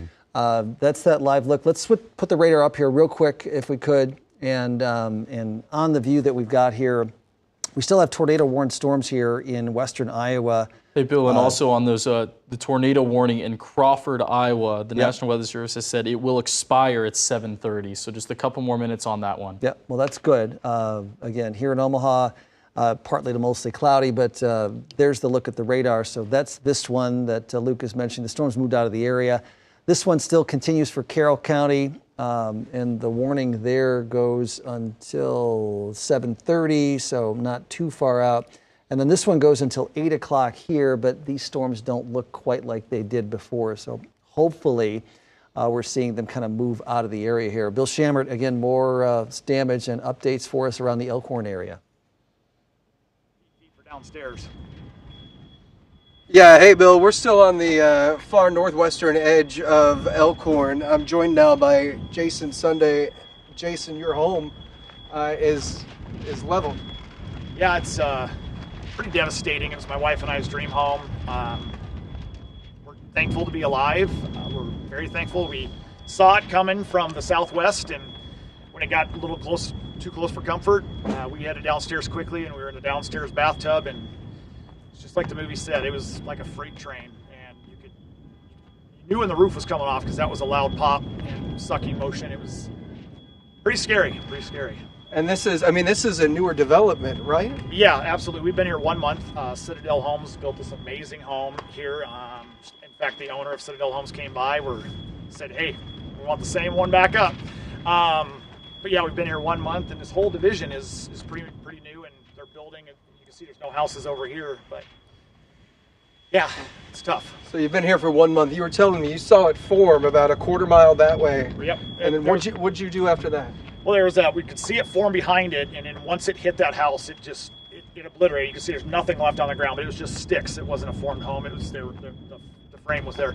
Once it hit that, it was time for me to book it downstairs. And once I did that, Emily was already in the bathtub downstairs, and we were both there, and it was over probably in 15-20 seconds, but it was it like a massive vacuum? I mean, what did it sound like, feel like? Just like the movie state. It was like just a freight train. The noise was so loud. I'm not too afraid to admit it. I was crying like a baby because it was just the scariest feeling in the world. It was helpless. You're just concerned, when my wife was right there, and you're thinking about your daughter over at Elkhorn High, and you're not sure if they got hit. But yeah, it's just thankful we're all okay. I haven't heard of any injuries, but once you kind of pick yourself up, you realize this was your dream home, and it's going to take a lot to pick yourself back up. Jason, the one last thing I want to ask you about is what you have flying here in the background and why that's so important. Yeah, I'm a prior veteran. I mean, I am a veteran, prior service, Army 12 years, did a couple tours to Iraq and one to Afghanistan. And I just put it on Facebook. We may have lost our home, but we're Americans. We're proud to be Americans. And if there's one thing, tried and true, you're going to find out that the community really sticks together. And I really love Elkhorn. I really love the community, and we got plenty of support, and we're looking forward to getting on with it. And you were kind of comparing this to what you saw over there. Well, I've never been this scared. I mean, I've been over there and seen some gnarly things, but you're pretty helpless here. You know, and you have your wife here. You know, over there you have your battle buddies, and it's another thing, but you have your wife right next to you, and there's nothing you can do. You know, there's no armor, there's no weapons. It's just Mother Nature is taking its wrath, coming right at you. Jason, I know this is incredibly tough. Thanks so much for spending time with us. Appreciate it. Thanks. Thank you. Again, on the northwest edge of Elkhorn, near 210th and 4th Street. I'll just have you pan this way. Jason's home isn't the only one decimated. This entire neighborhood is basically leveled. Bill, Rob, I'll send it back to you. Incredible, Bill. It's just so sobering to see. I mean, those are huge houses and some under construction, but you know, now many of them leveled or nearly so. Well, some good news is that a lot of our warnings have transitioned to severe thunderstorm warnings here. All the stuff in Crawford County, Carroll County. There's still one tornado warning here, and then that's going to be it as far as the tornado warnings right now in the viewing area. This northeast part of Shelby County, and looking at the velocities, they still don't look like there's a huge couplet in here. It's probable that there's been a bit of hail. That's the hail mode of the radar here. But mostly the thunderstorms are kind of moving out, and we don't see the rotation there. So this is the National Weather Service in Des Moines, transitioned all of that stuff to a severe thunderstorm warning. And it's not impossible that something could still spin back up, but we're not seeing it at the moment here as the storms are approaching Carroll and near Manning here. But these are from the National Weather Service in Omaha, and I imagine they're going to let those go fairly quickly here too, as they just don't look as impressive as they once did. This is sort of the edge of where we're sweeping at the moment on our radar, and you see the live look. Those cells continue tracking eastward, east of Harlan now, and again, they'll be the last of the tornado warnings that we have in the viewing area to go. The storm that hit Creston still looks very impressive, but that's out of our viewing area. And then this other storm is just south of Creston, so that looks like that, again, kind of moving away from people that would be watching us here in Creston in Union County. There's a new confirmed tornado with this cell that's northeast of Creston there, and that's heading in the direction of Winterset, so going to be a very busy next couple of hours over into Des Moines. But for the rest of our Channel 7 viewing area, things are starting to kind of settle down at least a little bit for the Omaha Metro. Luke, I know you got you working on something else now too. The rain reports, I know you had that up at one point. You may have taken it back down. Is that on Max 1? Here, I can pull it up real quick. Give them a second here. There was substantial rainfall with the thunderstorms that came through. Rob mentioned the spring game. It looks okay tomorrow morning. If you put up Max 1, you'll see the rainfall that came down, estimated by the radars here. But Columbus hit hard by heavy rainfall. Fremont, Tacoma, under a swath there. And some of these are just the tracks of the big storms that came through. Some are not, but better than ½ inch of rain in Omaha, 1.44 inches at the Lincoln Airport, which was underneath just the very heavy part of the storm that eventually produced the tornado. So that's kind of the path that one took. These other ones here in western Iowa haven't been as prolific as far as rainfall, but again, we've seen the tornadoes develop here. So some rain there. It does look like it's going to be dry for the spring game tomorrow morning. We never got to a 7-day forecast or any of that kind of stuff. We'll have news later on tonight where we have that. But there is another possibility of thunderstorms. Luke, I don't know if you've followed this for tomorrow. Did they update the risk area for tomorrow? Anything to include or increase or decrease the chance for us? I'll take a look at that as well. Okay. I have not checked it. If we go back to our Max 2 here on this, great, thank you so much. You can see again, most of our counties are clear of the warnings. It's crested and northeastward with the possible, with the confirmed tornado. Shelby County, the warning dropped there. These tornado warnings go until 7:45, so about to be let go here, and 8 o'clock here for northeast Shelby County.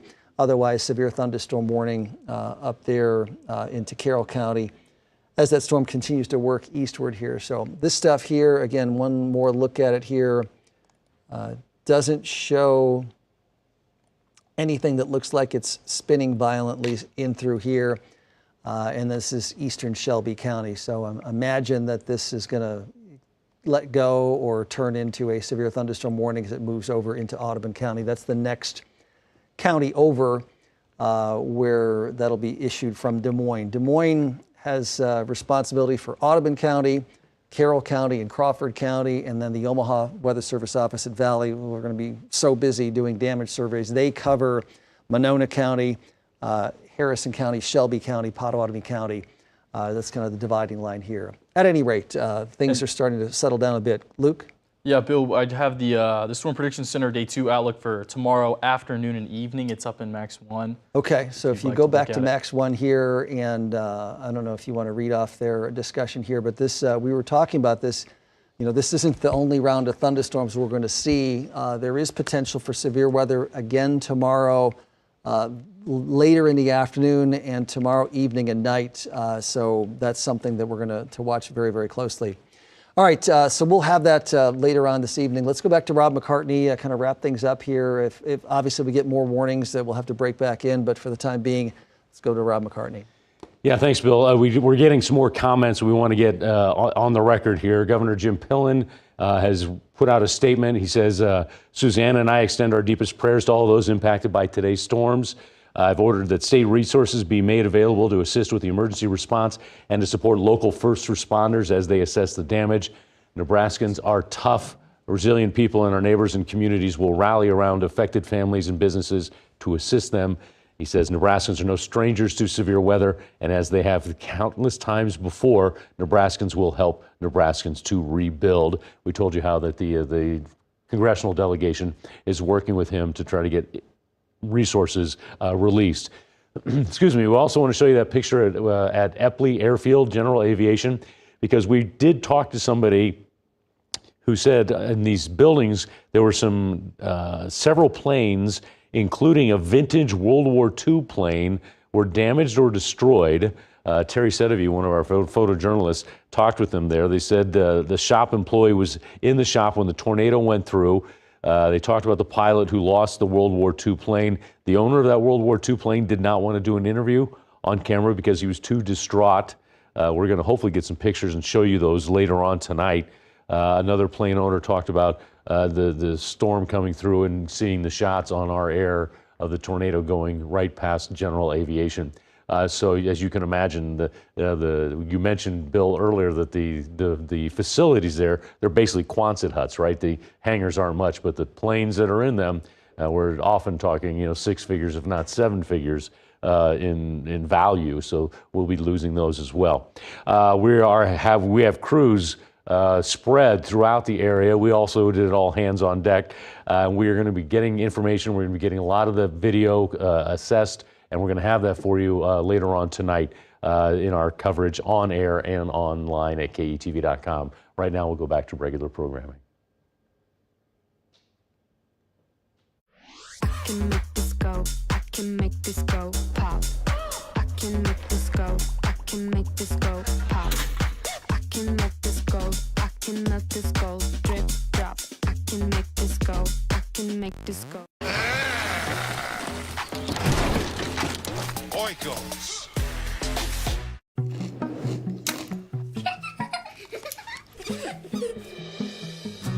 That was fast. I can't believe I keep getting older, but you still look the same. I can. Flexible financing for healthcare and more of what life throws your way with Care Credit.